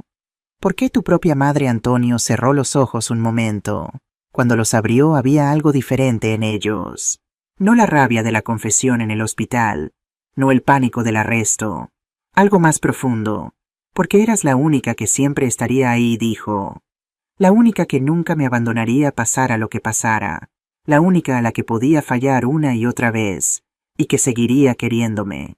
Eso no tiene sentido. Tiene todo el sentido. Se inclinó hacia adelante. Mamá, ¿sabes cuál es la peor parte de ser adoptado? No es no conocer a tus padres biológicos. No es sentirte diferente. La peor parte es la deuda. La deuda. Me salvaste. Me diste una familia, un hogar, una vida. Y cada día desde que tengo memoria he sentido el peso de esa deuda sobre mis hombros. Su voz se volvió amarga. Nunca fui solo tu hijo. Fui tu proyecto de caridad, tu buena obra, la prueba de lo generosa y sacrificada que eras. Antonio, eso no es verdad. No soltó una risa hueca. ¿Cuántas veces contaste la historia de cómo me adoptaste? ¿A cuántas personas les dijiste lo difícil que fue criarme, lo mucho que sacrificaste, lo agradecido que debería estar? Me quedé sin palabras, porque tenía razón. Había contado esa historia cientos de veces. Siempre pensé que era una historia de amor de familia, de segundas oportunidades. Nunca me pregunté cómo la escuchaba Antonio. Papá Marcos nunca me aceptó del todo, continuó. Oh, era amable, cumplía con su papel, pero nunca me miró como un padre mira a un hijo. Me miraba como quien mira a un invitado que se ha quedado demasiado tiempo. Marcos te quería a ti, y me toleraba porque venía en el paquete. Antonio se encogió de hombros. No lo culpo, no era su hijo. No compartíamos sangre. ¿Por qué iba a quererme como a un hijo? El dolor en su voz era real. No era manipulación, no era excusa, era verdad. Y esa verdad me partía el corazón. Antonio, dije, y mi voz temblaba, yo te quería. Te quise desde el momento en que te vi en aquel orfanato. Eras mi hijo en todo lo que importaba. Lo sé. Él asintió. Lo sé, mamá. Y ese es el problema. Me querías demasiado. Me querías tanto que me asfixiabas. Cada vez que fallaba, ahí estabas para arreglarlo. Cada vez que metía la pata, ahí estabas para excusarme. Nunca me dejaste enfrentar las consecuencias de mis actos, porque era mi trabajo protegerte. No, mamá. Tu trabajo era prepararme para el mundo real, y no lo hiciste. Se pasó las manos esposadas por el pelo. Crecí creyendo que siempre habría alguien para salvarme, que las reglas no aplicaban a mí, que mis acciones no tenían consecuencias. Y cuando finalmente me encontré en un agujero del que no podía salir, decidiste matarme. Decidí tomar lo que creía que me correspondía. Me miró directamente. Ese dinero, mamá, en mi mente retorcida ya era mío. Solo estabas retrasando lo inevitable, y yo era solo un obstáculo. Sí, la palabra cayó entre nosotros como una piedra. En ese momento eso era todo lo que eras, un obstáculo entre yo y mi supervivencia. El silencio se extendió, y entonces pregunté lo que realmente necesitaba saber. Si yo hubiera comido esos bombones y hubiera muerto, ¿habría sentido algo? ¿Remordimiento? ¿Culpa? Algo. Antonio tardó mucho en responder. Creo que sí, dijo finalmente. Creo que una parte de mí habría muerto contigo. Pero en ese momento estaba tan desesperado, tan aterrorizado, que había desconectado esa parte. Y ahora, se le llenaron los ojos de lágrimas. Ahora que estoy aquí, que he tenido tiempo para pensar, que veo lo que he hecho. Su voz se quebró. No espero que me perdones, mamá. No merezco tu perdón. Pero quiero que sepas que lo siento. Lo siento de verdad. No porque me hayan pillado, sino porque finalmente entiendo el monstruo en el que me convertí. Las lágrimas corrían por mis mejillas. Las suyas también. Dos personas rotas sentadas en una sala fría de prisión, intentando encontrar sentido a lo incomprensible. Antonio, dije, y mi voz era apenas un susurro. No sé si podré perdonarte. No sé si debería. Lo que hiciste, lo sé, pero... Respiré hondo. Pero también sé que una parte de esto es mi culpa. Te amé mal. Te protegí de las cosas equivocadas. Te enseñé que el amor significaba dar sin límites, cuando debería haberte enseñado que el verdadero amor incluye límites. Mamá, no puedes culparte. No me estoy culpando por lo que hiciste. Eso es tuyo. Pero me estoy haciendo responsable de lo que yo hice. Lo miré fijamente. Fuimos dos personas que se fallaron mutuamente. Yo te fallé primero. Tú me fallaste después. Y ahora ambos estamos pagando el precio. Antonio asintió lentamente. ¿Qué va a pasar ahora?, preguntó. Vas a ir a juicio. Probablemente a la cárcel. No tenía sentido mentirle. Las pruebas son abrumadoras. Lo sé. Y yo voy a seguir adelante. Voy a reconstruir mi vida. Voy a cuidar de Elena y de los niños. Elena te dejará. Elena es parte de mi familia ahora, más de lo que tú lo has sido en años. El golpe aterrizó. Vi cómo se encogía. Cuida de Sofía, y Miguel dijo, son buenos niños, no dejes que se conviertan en mí. No lo haré. Me levanté de la silla. Adiós, Antonio. ¿Adiós? Su voz era pequeña, asustada. Esto es todo, no volverás. Lo miré desde arriba, el hombre que había intentado matarme. El niño que había amado durante 40 años. No lo sé, dije honestamente. Hoy no puedo darte más que esto. Quizás mañana sea diferente. Quizás nunca lo sea. Mamá, no me llames mamá, Antonio. Las palabras salieron más suaves de lo que esperaba.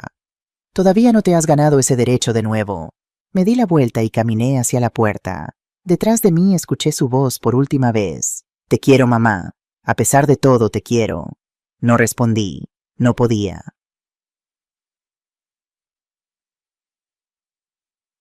Diego me esperaba fuera, apoyado en el coche. ¿Cómo ha ido? Le entregué el bolso con el dispositivo de grabación. Tienes tu confesión, dije. Todo lo que necesitas para hundirlo. ¿Estás bien? Miré hacia el cielo de Toledo. El mismo cielo azul que había visto el día de mi cumpleaños cuando todo esto empezó. No respondí, pero lo estaré. Subí al coche y cerré los ojos mientras Diego conducía de vuelta a Madrid. El primer capítulo de mi nueva vida había terminado, y aunque no sabía qué me esperaba adelante, sabía una cosa con certeza: nunca más sería la mujer que fui, la mujer que daba sin límites, la mujer que amaba sin condiciones, la mujer que permitía que otros la usaran en nombre del amor. Esa mujer había muerto en una capilla de hospital frente a su hijo. La que nacía ahora sería diferente, más fuerte, más sabia, más viva. Esa noche no pude dormir. Me quedé sentada en el sofá de mi apartamento con las luces apagadas y las cortinas abiertas, mirando cómo Madrid parpadeaba en la oscuridad. Desde mi ventana podía ver las calles iluminadas, los coches pasando la vida normal de gente normal que no había sido traicionada por sus propios hijos. La grabación estaba en manos de Diego. Las palabras de Antonio, su confesión, todo quedaría registrado como prueba. Debería sentirme aliviada, victoriosa incluso, pero lo único que sentía era un vacío que amenazaba con tragarme entera. Elena estaba en el dormitorio con los niños, dormida después de un día agotador en el hospital. Sofía y Miguel finalmente habían recibido el alta médica. Estaban bien, sobrevivirían, pero algo en sus ojos había cambiado. Habían visto a su padre esposado, habían escuchado fragmentos de conversaciones que ningún niño debería escuchar. ¿Cómo se le explica a un niño de 11 años que su padre intentó matar a su abuela? ¿Cómo se le dice a una niña de 14 que el hombre que la acostaba cada noche con un beso era capaz de planear un asesinato? Me levanté del sofá y fui a la cocina. Necesitaba hacer algo con las manos, mantener la mente ocupada. Puse agua a hervir para un té, aunque sabía que no lo bebería. En la encimera mi teléfono vibró. Un mensaje de Carmen. Ariana, por favor, tenemos que hablar. Soy tu hermana. No puedo creer que me hayas colgado así. Lo ignoré. Luego llegó otro. Antonio me cuenta que fuiste a verlo. Dice que fue muy duro contigo. Dice que no entiendes por lo que está pasando. Y otro más. Está destruido, Ariana. Es tu hijo. ¿Cómo puedes ser tan cruel? Apagué el teléfono.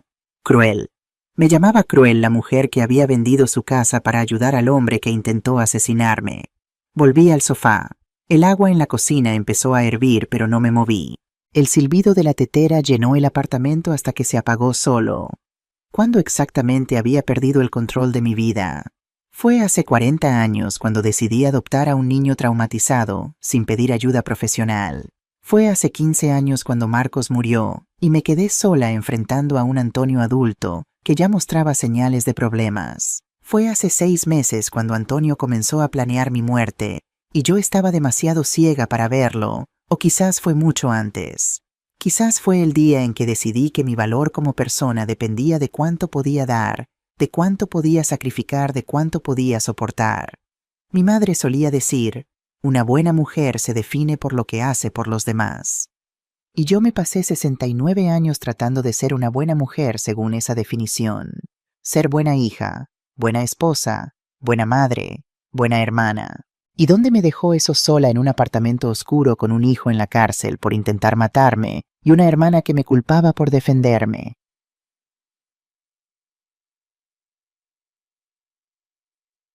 El amanecer llegó sin que me diera cuenta.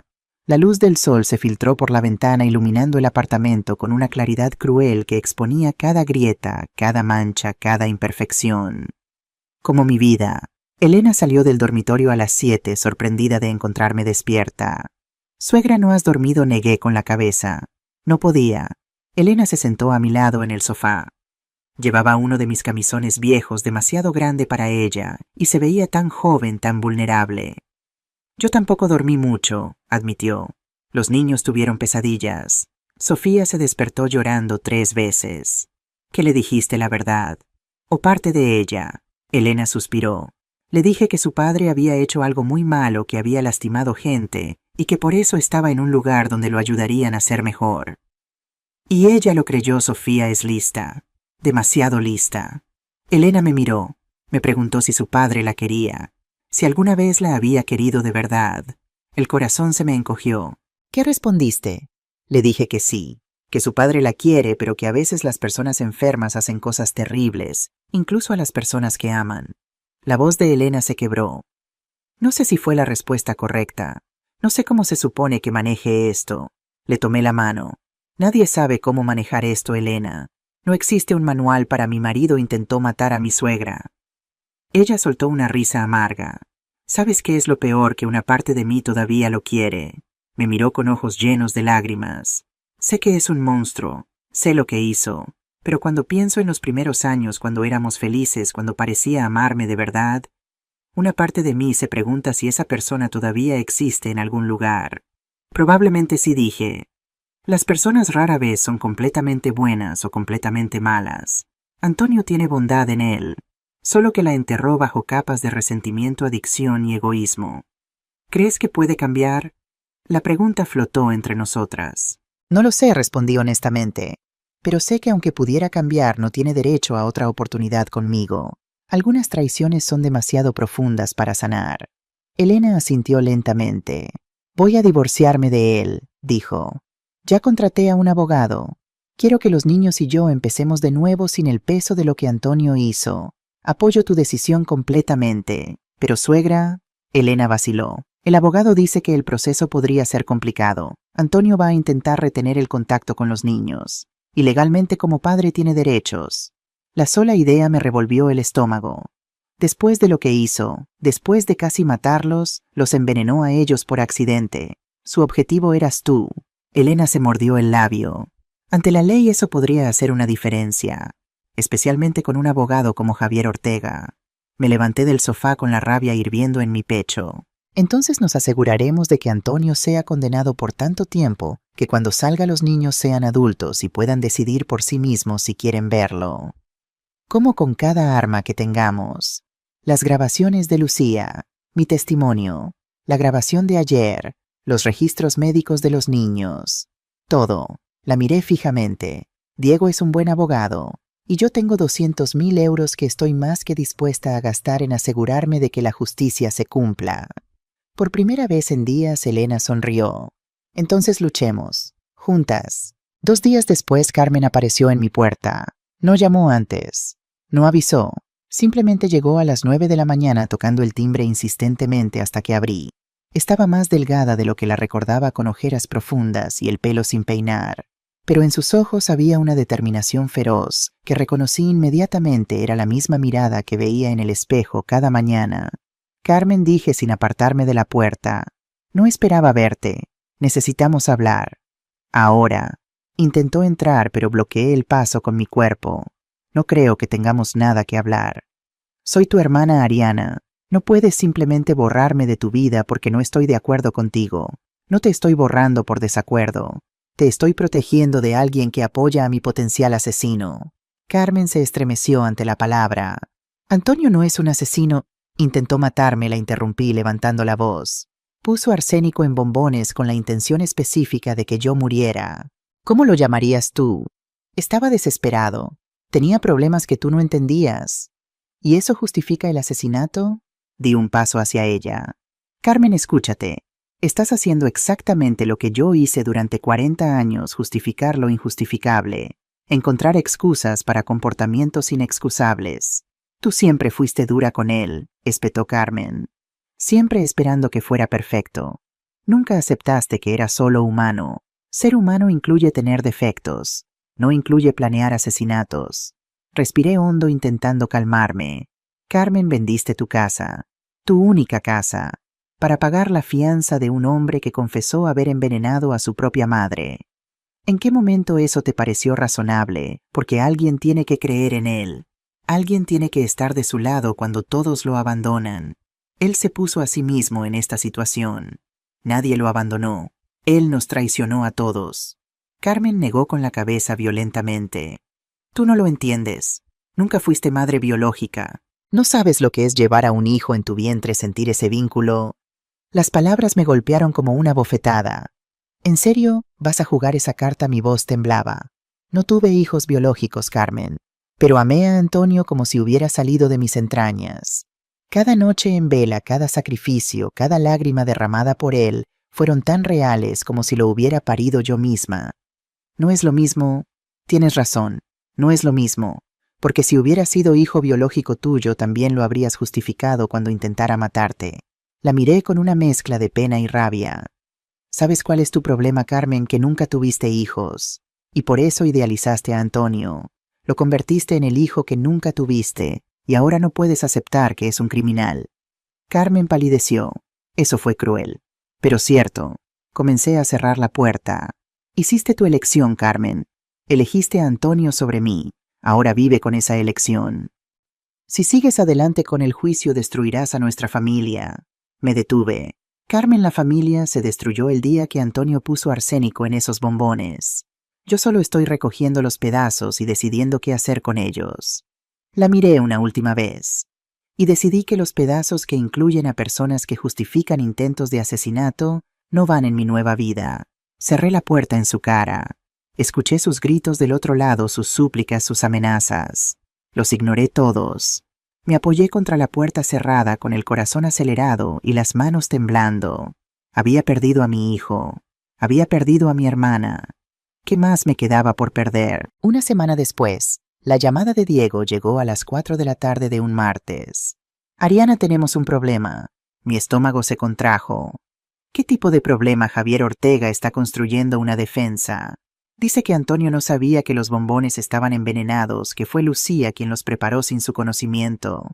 Y ahora Lucía está retractándose de su testimonio. ¿Cómo es posible? Alguien la presionó. Alguien con recursos. Diego hizo una pausa. Ariana, tu hermana Carmen tiene acceso a mucho dinero. El mundo comenzó a girar. Vendió su apartamento. Debería tener alrededor de 100.000 euros. Eso explicaría muchas cosas. Ortega no es barato y Antonio no debería poder pagarlo. Pero si Carmen está financiando la defensa... Diego suspiró. Esto complica todo. Sin el testimonio de Lucía nuestro caso se debilita considerablemente. Pero tenemos la grabación de mi visita. Antonio confesó que cometió errores, que estaba desesperado, pero en ningún momento admitió explícitamente que puso el arsénico en los bombones. La voz de Diego sonaba cansada. Ortega argumentará que fue una confesión bajo estrés emocional, que Antonio estaba confundido, que asumió responsabilidad por algo que no hizo. Estás diciendo que podría salirse con la suya. Estoy diciendo que necesitamos prepararnos para una batalla mucho más larga y complicada de lo que pensaba. El juicio podría durar meses, y no hay garantía de victoria. Colgué el teléfono y me quedé mirando la pared. Meses de juicios, meses de ver a Antonio en los tribunales, meses de que los abogados destrozaran mi vida, mi carácter, mi versión de los hechos, meses de revivir el peor momento de mi vida una y otra vez. ¿Tenía fuerza para eso? Esa noche me encontré caminando por las calles de Madrid sin un destino claro. Terminé en el puente de Segovia, el puente más antiguo de la ciudad. Me apoyé en la barandilla de piedra y miré hacia abajo al río Manzanares, que fluía oscuro y silencioso. La ciudad parpadeaba a mi alrededor, pero yo me sentía desconectada de todo, como si estuviera viendo el mundo desde detrás de un cristal. ¿Qué sentido tenía seguir luchando? Antonio tenía un abogado brillante. Carmen estaba financiándolo. Lucía se había retractado. Y yo era solo una anciana de 69 años que probablemente sería destrozada en un estrado por un hombre que se ganaba la vida defendiendo a criminales. El agua abajo se veía negra, profunda, prometía un final rápido a todo este dolor. Señora, me di la vuelta. Una mujer joven de unos 20 años estaba parada a pocos metros de distancia. Llevaba bata de hospital bajo una chaqueta ligera y una expresión preocupada en su rostro. ¿Se encuentra bien?, preguntó acercándose con cuidado. Estoy bien, mentí. Solo admirando la vista. A las 11 de la noche. en uno de los puentes menos turísticos de Madrid. La joven se acercó más. Señora, trabajo en el Hospital La Paz. Soy enfermera, y he visto esa mirada antes. ¿Qué mirada? La mirada de alguien que está considerando si vale la pena seguir adelante. Las lágrimas brotaron sin que pudiera controlarlas. No me conoces, no sabes por lo que estoy pasando. Tiene razón, no lo sé. La joven se apoyó en la barandilla junto a mí, pero sé cómo se siente pensar que el dolor nunca terminará, que no hay salida, que sería más fácil simplemente rendirse. ¿Y cómo lo sabes? Porque hace 5 años yo estuve donde usted está ahora, en un puente, mirando hacia abajo, pensando que saltar sería la solución. La miré realmente por primera vez. Era bonita, con ojos oscuros y una sonrisa triste. ¿Qué te detuvo, una anciana como usted? Sonrió. Se acercó y me preguntó si tenía un cigarrillo. Le dije que no fumaba. Ella respondió, yo tampoco. Pero si vamos a tener esta conversación deberíamos tener algo que hacer con las manos. Así que fuimos a comprar cigarrillos a una gasolinera cercana y terminamos hablando hasta el amanecer. ¿Y eso te salvó? No inmediatamente, pero me dio un día más. Y luego otro, y otro. La joven me tomó la mano. Señora, no sé qué la trajo aquí esta noche, pero sé que sea lo que sea no es permanente. El dolor pasa, las situaciones cambian, y usted se ve como alguien fuerte, como alguien que ha sobrevivido a cosas difíciles antes. Mi hijo intentó matarme, dije, y las palabras salieron como un torrente, y ahora podría salirse con la suya. Y no sé si tengo fuerza para seguir luchando. La joven asintió sin soltarme la mano. ¿Sabe qué aprendí en estos 5 años? Que rendirse le da la victoria a las personas que nos lastimaron. Me miró fijamente. Si usted se rinde ahora, su hijo gana. Gana sin siquiera intentarlo. ¿De verdad quiere darle ese poder? Sus palabras penetraron la niebla de desesperación. No susurré. No quiero. Entonces venga. Alejémonos de este puente. Me tiró suavemente del brazo. Vayamos a tomar un café. Y usted me contará su historia y yo le contaré la mía. Y veremos cómo ambas sobrevivimos esta noche. La seguí alejándome de la barandilla del río, de la tentación de terminar con todo. No sabía quién era esta joven. No sabía por qué se había detenido. Pero en ese momento fue mi ángel guardián. Nos sentamos en un café abierto toda la noche cerca de Atocha. Ella se presentó como Marta, estudiante de medicina en su último año. Le conté todo. Los bombones, la traición, el juicio Carmen. Todo salió como una confesión. Y cuando terminé, Marta me miró con una intensidad que me recordó a Marcos. Señora, Ariana dijo, usted ha sobrevivido a un intento de asesinato. Ha sobrevivido a la traición de su hijo y su hermana. Ha sobrevivido al sistema legal que parece estar fallándole. Se inclinó hacia adelante. ¿De verdad cree que no puede sobrevivir a un juicio? Y en ese momento algo hizo clic en mi interior. Tenía razón. Había sobrevivido a tanto. ¿Por qué rendirme ahora? A la mañana siguiente llamé a Diego. Quiero contratar al mejor abogado penalista que el dinero pueda comprar, dije. No me importa el costo. Usaré cada euro de esos 200.000 si es necesario. Ariana, ¿estás segura? Completamente. Mi voz era firme. Antonio quería ese dinero tanto que estuvo dispuesto a matarme por él. Pues bien, ese dinero será exactamente lo que lo ponga en la cárcel. Hay ironía poética en eso, dijo Diego, y pude escuchar la sonrisa en su voz. También quiero contratar a un psicólogo. Para mí y para Elena y los niños. Respiré hondo. Y quiero mudarme. Este apartamento está lleno de recuerdos. Necesito un nuevo comienzo. Un nuevo apartamento, nuevo barrio, nueva vida. Miré alrededor de mi pequeño piso en Chamberí. Si voy a sobrevivir esto, necesito un lugar que sea mío. No un lugar lleno de fantasmas. Diego se quedó en silencio un momento. Marcos estaría orgulloso de ti, dijo finalmente. Yo también estoy orgullosa de mí. Y era verdad. Por primera vez en meses sentía algo parecido al orgullo. Las semanas siguientes fueron un torbellino de cambios. Diego me puso en contacto con Patricia Navarro, una de las fiscales más respetadas de Madrid. Había dejado la fiscalía 2 años antes para abrir su propio bufete especializándose en casos de violencia familiar y abuso de ancianos. Cuando me reuní con ella por primera vez, me sorprendió su juventud. No podía tener más de 40 años, pero había una fiereza en sus ojos que me recordó a mí misma en mi juventud. Señora Mendoza dijo, revisando mi expediente he leído todo el caso, y le seré honesta, no será fácil. Javier Ortega es bueno en lo que hace, pero yo soy mejor. ¿Por qué aceptaste el caso?, pregunté. Imagino que tienes clientes que pueden pagar más. Patricia se recostó en su silla. Mi abuela murió hace 5 años. Tenía 82 años. Y descubrimos después de su muerte que mi tío llevaba años robándole, manipulándola, aislándola del resto de la familia. Su voz se endureció. Para cuando nos dimos cuenta ya era tarde. Ella había muerto sin justicia, sin que nadie pagara por lo que le hicieron. Lo siento, yo también. Patricia se inclinó hacia adelante. Pero desde entonces he hecho mi misión, que ninguna otra anciana pase por eso sin que alguien luche por ella. Así que sí, señora Mendoza, voy a aceptar su caso. Y vamos a ganar.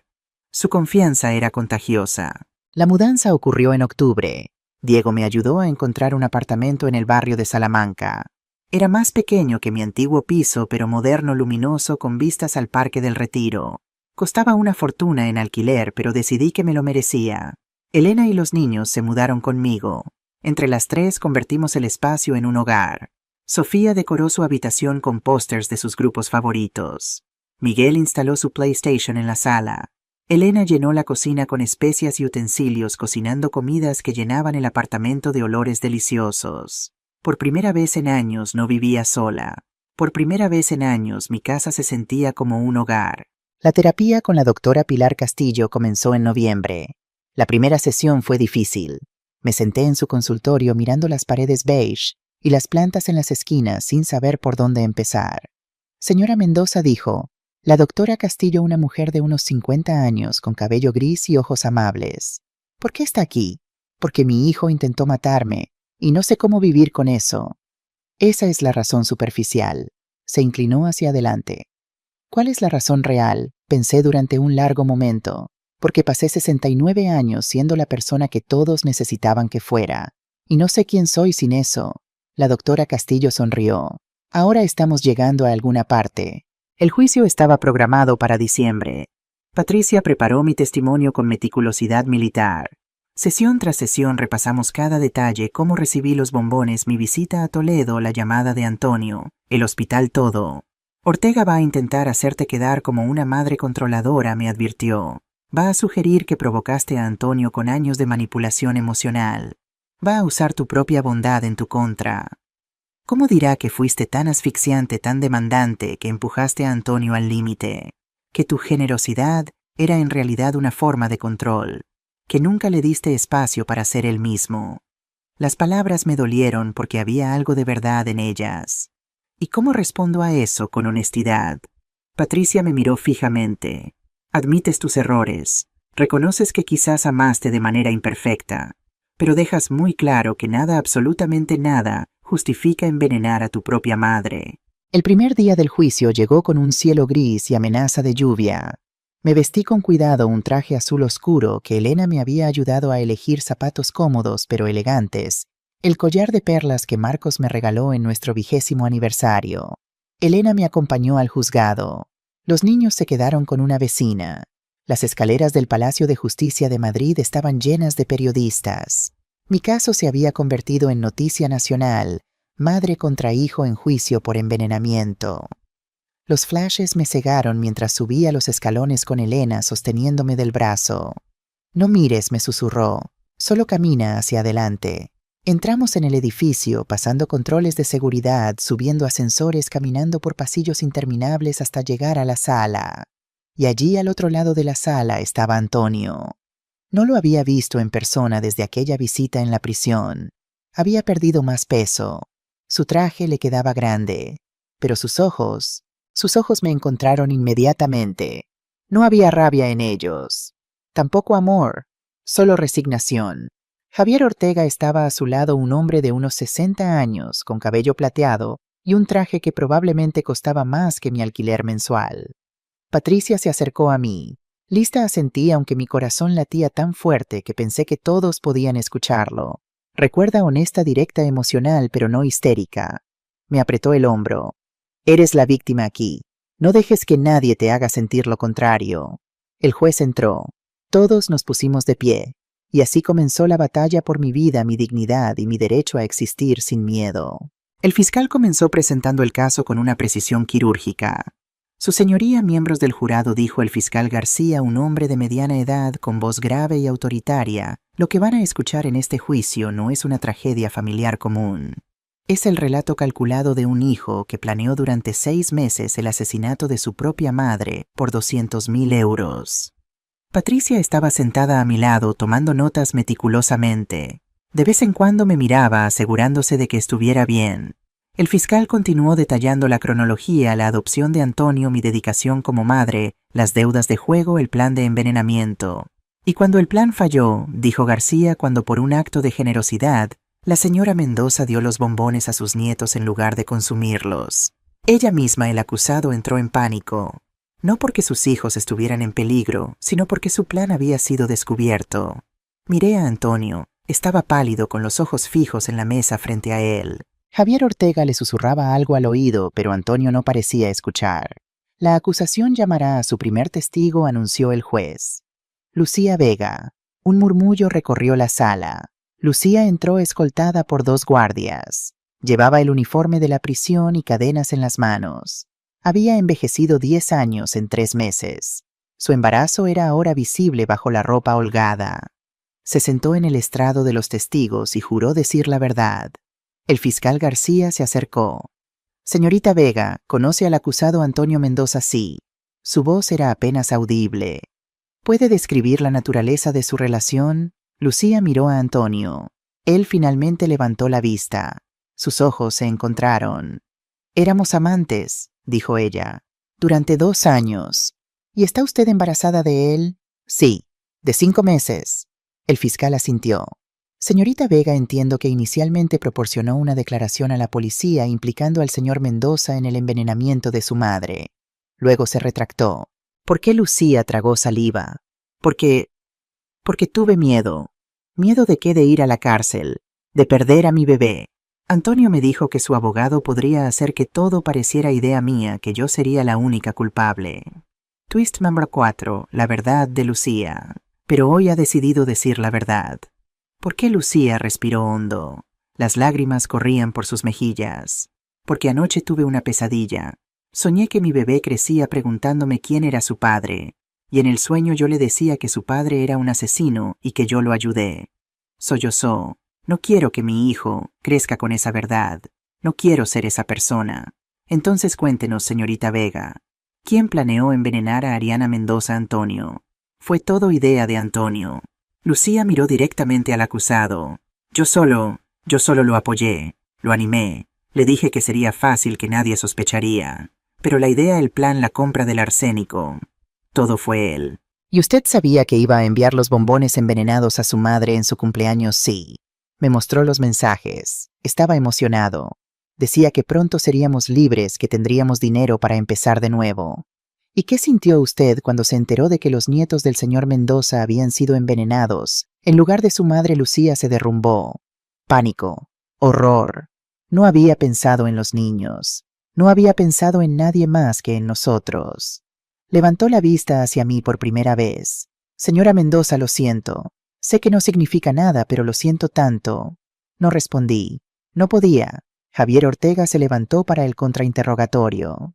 Señorita Vega, ¿no es cierto que usted proporcionó esta nueva versión de los hechos solo después de que la fiscalía le ofreciera un trato?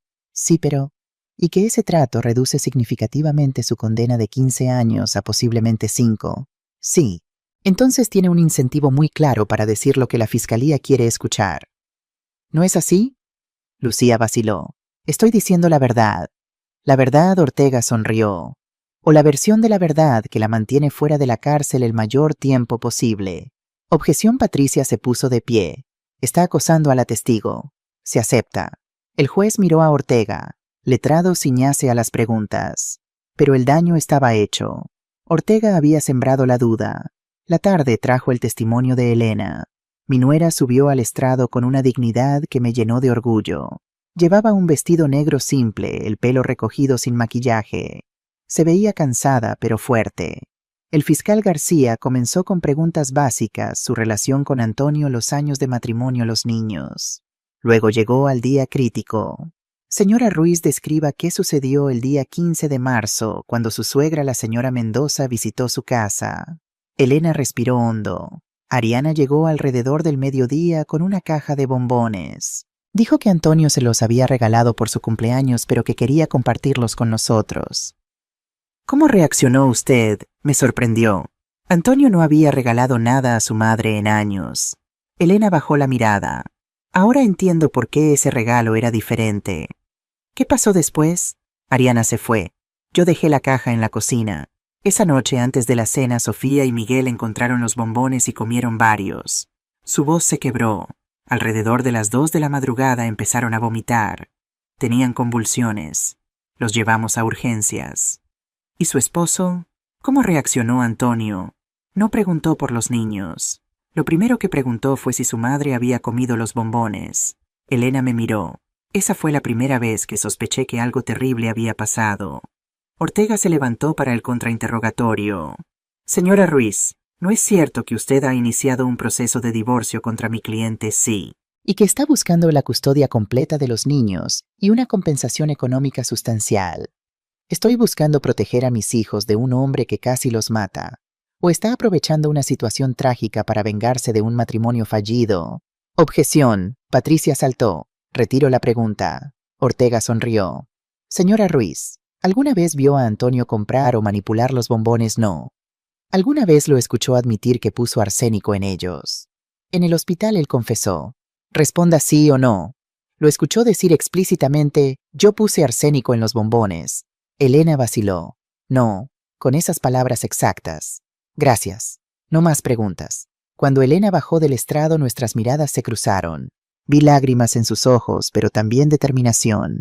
Habíamos perdido una batalla, pero no la guerra. La fiscalía llama a Ariana Mendoza al estrado. Mi corazón se detuvo por un momento.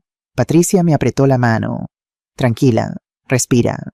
Recuerda, honesta, directa, emocional, pero controlada. Me levanté con las piernas temblando. Cada paso hacia el estrado parecía una eternidad. Juré sobre la Biblia decir la verdad, toda la verdad, y nada más que la verdad. Me senté. Miré a la sala llena de gente. Periodistas curiosos, familiares de Antonio que no conocía. Y en la primera fila, Carmen. Mi hermana me miraba con una expresión que no pude interpretar. El fiscal García se acercó con una sonrisa tranquilizadora. Señora Mendoza, cuéntenos sobre su hijo Antonio. ¿Cómo llegó a su familia? Lo adopté cuando tenía 2 años. Mi voz era firme. Sus padres biológicos habían muerto en un accidente. Estaba en un orfanato en Sevilla. Cuando lo vi por primera vez supe que era mi hijo. ¿Y cómo fue criarlo? Difícil al principio. Tenía trauma por perder a sus padres. Pesadillas, episodios de ira. Pero con amor y paciencia se convirtió en un niño maravilloso. Miré a Antonio, o eso creí. ¿Cuándo empezó a notar cambios en su comportamiento en la adolescencia? Pequeños robos, mentiras. Mi esposo quería buscar ayuda profesional, pero yo pensé que era solo una fase. Bajé la mirada. Fue mi primer error de muchos. Cuéntenos sobre el día de su cumpleaños número 69. Narré toda la historia. Los bombones, mi decisión de compartirlos, la llamada de Antonio al hospital. ¿Y cuándo supo con certeza que su hijo había intentado matarla? En la capilla del hospital. Cuando me miró a los ojos y me dijo que yo era una carga, que debía demasiado tiempo, que necesitaba mi dinero ahora. Las lágrimas corrían por mis mejillas, pero mi voz no flaqueó. En ese momento el hijo que conocí dejó de existir. García asintió. Señora Mendoza, algunos podrían argumentar que usted fue una madre demasiado protectora, demasiado controladora. ¿Qué responde a eso? Que tienen razón. La honestidad resonó en la sala. Cometí errores. Lo protegí de las consecuencias de sus actos. Le di todo sin enseñarle el valor de ganarse las cosas. Lo amé de una manera que tal vez no fue saludable. Hice una pausa mirando directamente al jurado. Pero nada de eso justifica que intentara matarme. Nada. Muchas madres cometen errores y sus hijos no las envenenan. Yo no soy responsable de sus decisiones. Él es un adulto. Él eligió comprar el arsénico. Él eligió ponerlo en los bombones. Él eligió enviarlos sabiendo que me matarían. ¿Y cómo se siente ahora hacia Antonio? La pregunta me tomó desprevenida. No lo sé. Era la verdad. Una parte de mí todavía lo ama. Todavía recuerda al niño de 2 años que me llamó mamá por primera vez. Pero otra parte está muerta. La parte que confiaba ciegamente, que perdonaba sin límites, que amaba sin protegerse. ¿Puede perdonarlo? No lo sé. Quizás algún día. Pero hoy lo único que sé es que merezco vivir. Merezco estar a salvo. Y merezco justicia. El fiscal asintió. No más preguntas. Ahora venía la parte que temía el contrainterrogatorio de Javier Ortega. Se acercó con una sonrisa que no llegaba a sus ojos. Señora Mendoza, usted ha admitido que cometió errores como madre. Es posible que esos errores contribuyeran al estado mental de Antonio. Es posible. Pero eso no excusa el asesinato. No hablemos de excusas. Hablemos de explicaciones. Ortega caminó frente a mí. ¿No es cierto que Antonio le pidió ayuda financiera el año pasado? Sí. ¿Y usted se negó? Me negué a darle dinero para apostar. Hay una diferencia. Pero sabía que su hijo estaba en problemas financieros graves. Sabía que tenía problemas. No sabía la magnitud. ¿Y no le pareció su responsabilidad como madre averiguarlo? ¿Ayudarlo? Patricia se levantó. Objeción. El letrado está culpando a la víctima. Denegada. Puede responder, señora Mendoza. Miré a Ortega directamente. Mi responsabilidad como madre terminó cuando Antonio cumplió 18 años. A partir de ahí mi ayuda era un regalo, no una obligación. Y me negué a regalar dinero que sabía sería malgastado. Así que le negó ayuda cuando más la necesitaba, le negué ser cómplice de su adicción al juego. Hay una diferencia. Ortega cambió de táctica. Señora Mendoza, ¿cuántas veces le recordó a Antonio que era adoptado? La pregunta me golpeó como un puñetazo. No llevaba cuenta. Le contaba a otros sobre cómo lo rescató del orfanato a veces. Era una historia de nuestra familia. Una historia donde usted era la heroína y Antonio era el niño roto que necesitaba ser salvado. Objeción, retiro la pregunta. Ortega me miró con frialdad. Señora Mendoza, ¿es posible que su constante recordatorio de que Antonio le debía su vida creara en él un resentimiento que eventualmente se volvió tóxico? Quise negarlo, pero las palabras de Antonio en la prisión resonaron en mi mente. Me amaste tanto que me asfixiabas. Es posible, admití. Pero el resentimiento no justifica el asesinato. Muchas personas tienen relaciones complicadas con sus padres y no los envenenan. Una última pregunta, señora Mendoza. ¿Usted grabó su conversación con Antonio en la prisión sin su conocimiento? Mi sangre se heló. Sí. Y esa grabación fue obtenida mediante engaño. Fue obtenida para buscar la verdad. Una verdad que usted ya había decidido antes de entrar a esa prisión, la verdad que mi hijo confesó con sus propias palabras. Ortega sonrió. O palabras que usted lo provocó a decir durante un momento de vulnerabilidad emocional. No más preguntas. Bajé del estrado sintiendo que había ganado y perdido al mismo tiempo. El juicio continuó durante 3 días más. Testigos médicos confirmaron el envenenamiento con arsénico. Expertos en toxicología explicaron cómo la dosis en los bombones era suficiente para matar a un adulto. Policías narraron el arresto de Antonio. Pero Ortega contraatacaba cada punto. Cuestionaba cada procedimiento. Sembraba dudas en cada oportunidad. El 4.º día, cuando pensábamos que los testimonios habían terminado, Patricia se puso de pie. Su señoría, la fiscalía tiene un testigo adicional de último momento. Ortega protestó inmediatamente. Objeción, no se nos notificó de ningún testigo adicional. Su señoría dijo, Patricia, este testigo apareció solo ayer. No pudimos notificar antes porque no sabíamos de su existencia. El juez consideró, ¿quién es el testigo Carmen Mendoza? La hermana de la víctima. Un murmullo de sorpresa recorrió la sala. Miré a Carmen en la primera fila. Estaba pálida, las manos apretadas en su regazo. ¿Qué estaba pasando? Twist Number 5, la redención de Carmen. Carmen subió al estrado como si caminara hacia su propia ejecución. Señorita Mendoza, comenzó Patricia, entiendo que usted ha estado financiando la defensa de Antonio. Es correcto, sí. La voz de Carmen era apenas audible. ¿Por qué? ¿Por qué? Porque creía que era inocente. Creía que mi hermana estaba exagerando, que Antonio había cometido un error, pero no un crimen. Y ahora Carmen me miró. Las lágrimas corrían por sus mejillas. Ayer Antonio me llamó desde la prisión. Me pidió que testificara a su favor, que dijera que Ariana había sido abusiva, controladora, que prácticamente lo había forzado a actuar así. ¿Y usted aceptó al principio? Sí, porque quería salvar a mi sobrino. Carmen sollozó, pero entonces me preguntó algo más. Me preguntó si podía convencer a Ariana de retirar los cargos, y cuando le dije que no creía que fuera posible él dijo... ¿Qué dijo Carmen? Cerró los ojos. Dijo... Entonces encuentra otra manera de callarlo. Ella es vieja. Los viejos tienen accidentes. La sala estalló en murmullos. ¡Orden!, gritó el juez.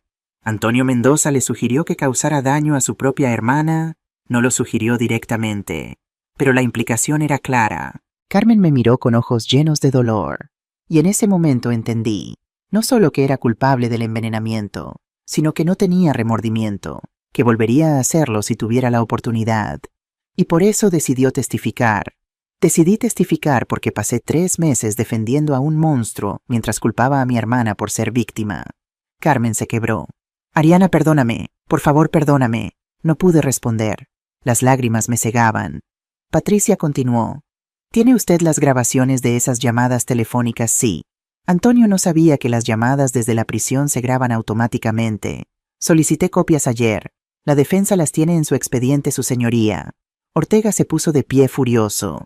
Su señoría, esto es una emboscada, es evidencia, letrado. El juez miró a Carmen. ¿Está dispuesta a entregar esas grabaciones como prueba? Sí. Entonces se admiten como prueba. Durante el receso las grabaciones fueron reproducidas. La voz de Antonio llenó la sala. Tía Carmen, necesito que testifiques. Diles que mamá siempre fue controladora, que me hacía sentir menos. Ya sabes, construye la narrativa. Y si Ariana no retira los cargos, entonces encuentra otra manera. Ella es vieja. Los viejos tienen accidentes. Se caen por las escaleras. Olvidan tomar su medicación correctamente. La sala quedó en silencio absoluto cuando terminó la grabación. Miré a Antonio. Tenía la cabeza entre las manos. Ortega estaba pálido. No había vuelta atrás ahora. Los alegatos finales fueron breves. Patricia resumió el caso con precisión devastadora. Antonio había planeado durante 6 meses el asesinato de su madre. Lo había ejecutado enviándole bombones envenenados. Y cuando falló, intentó manipular el sistema legal y amenazar a su propia tía para evitar consecuencias. Ortega hizo lo que pudo. Argumentó que Antonio estaba mentalmente inestable, que las deudas lo habían llevado al límite, que no había premeditación real. Pero las pruebas eran abrumadoras. El jurado se retiró a deliberar. Esperamos 3 horas. Me senté en un banco fuera de la sala con Elena y Carmen. Mi hermana no había dejado de llorar desde su testimonio. Ariana dijo finalmente: sé que no merezco tu perdón. Sé que te fallé de la peor manera posible. Pero quiero que sepas que pasaré el resto de mi vida intentando compensarlo. La miré, mi hermana menor, la niña que había protegido de nuestro padre alcohólico, la adolescente que había ayudado a pagar la universidad, la mujer que me había traicionado de la manera más profunda. Carmen, no puedo perdonarte hoy, dije honestamente. Estoy demasiado herida, demasiado agotada, pero quizás algún día podamos empezar de nuevo. Ella asintió aceptando lo que le ofrecía. Eso es más de lo que merezco. Elena nos tomó de la mano a ambas. Las familias se rompen, dijo, pero también pueden reconstruirse, solo que de formas diferentes.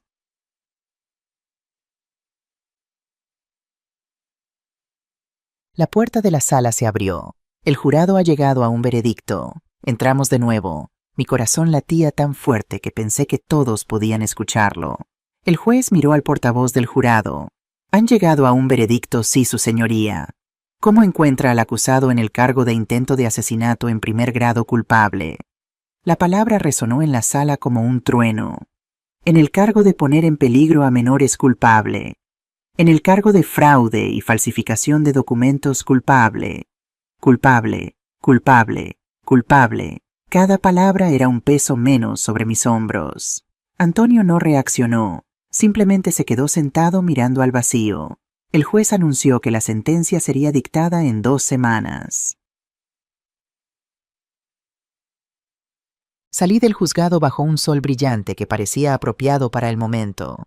Los periodistas me rodearon inmediatamente. Señora Mendoza, ¿cómo se siente? ¿Va a perdonar a su hijo? ¿Qué mensaje tiene para otras víctimas de abuso familiar? Me detuve en las escaleras. Patricia estaba a mi lado. Elena sostenía mi mano. Miré a las cámaras. Solo quiero decir esto: durante 69 años viví pensando que mi valor dependía de cuánto podía dar. Que ser una buena persona significaba sacrificarlo todo, perdonarlo todo, soportarlo todo. Hice una pausa, eligiendo mis palabras cuidadosamente. Mi hijo intentó matarme porque sabía que yo siempre lo perdonaría, porque sabía que nunca diría no, porque sabía que mi amor no tenía límites. Y tenía razón. Durante años mi amor no tuvo límites, y eso casi me cuesta la vida. Así que mi mensaje es: amen pero con límites. Den pero sin perderse a sí mismos. Perdonen pero no las cosas imperdonables. Y sobre todo sepan que ustedes importan. Su vida importa. Su seguridad importa. No soy una heroína. Soy una sobreviviente. Y si yo pude encontrar la fuerza para defenderme a los 69 años, ustedes también pueden. Las cámaras parpadearon. Las preguntas continuaron. Pero yo ya había dicho todo lo que necesitaba decir. Bajé las escaleras con Elena y Carmen a mi lado. Por primera vez en meses me sentí libre. 2 semanas después, la sentencia fue de 18 años de prisión. Antonio no apeló. En su declaración final ante el juez dijo simplemente: lo siento, por todo. No sé si lo decía en serio. Probablemente nunca lo sabré. Pero descubrí que ya no me importaba tanto. 6 meses después, mi vida había cambiado de maneras que nunca imaginé. El apartamento en Salamanca se había convertido en un hogar real. Elena trabajaba ahora como psicóloga especializada en terapia familiar. Sofía y Miguel iban a la escuela, hacían amigos, reían de nuevo. Carmen y yo habíamos comenzado a reconstruir nuestra relación lentamente. Tomábamos café cada 2 semanas. Hablábamos de cosas superficiales al principio, pero poco a poco la confianza regresaba. Había escrito un libro sobre mi experiencia, no para ganar dinero o fama, sino para ayudar a otras mujeres que estaban pasando por situaciones similares. Se titulaba Después de los bombones, una historia de traición y renacimiento. Y para mi sorpresa se había convertido en un bestseller.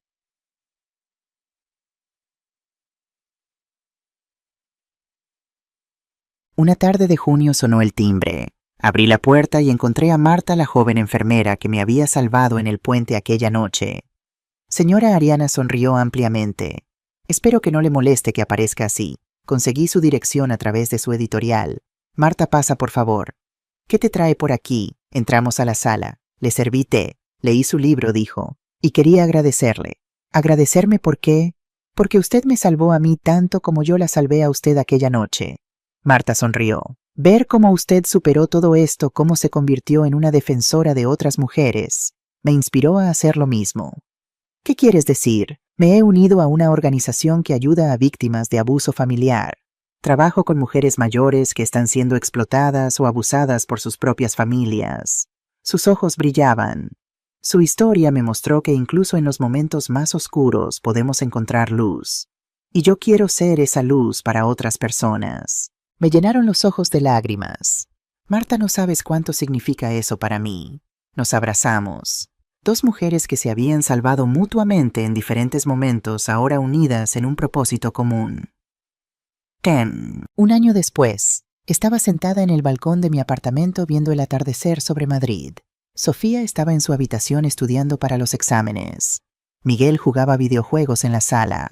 Elena preparaba la cena en la cocina cantando suavemente.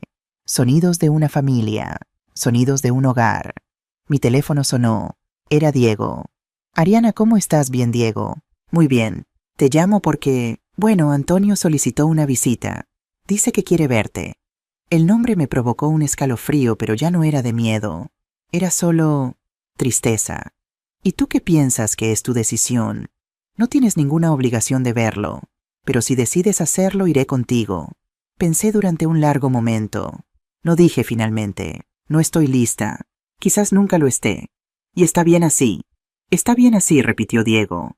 Colgamos. Miré hacia el horizonte. El sol se ponía pintando el cielo de naranja y rosa.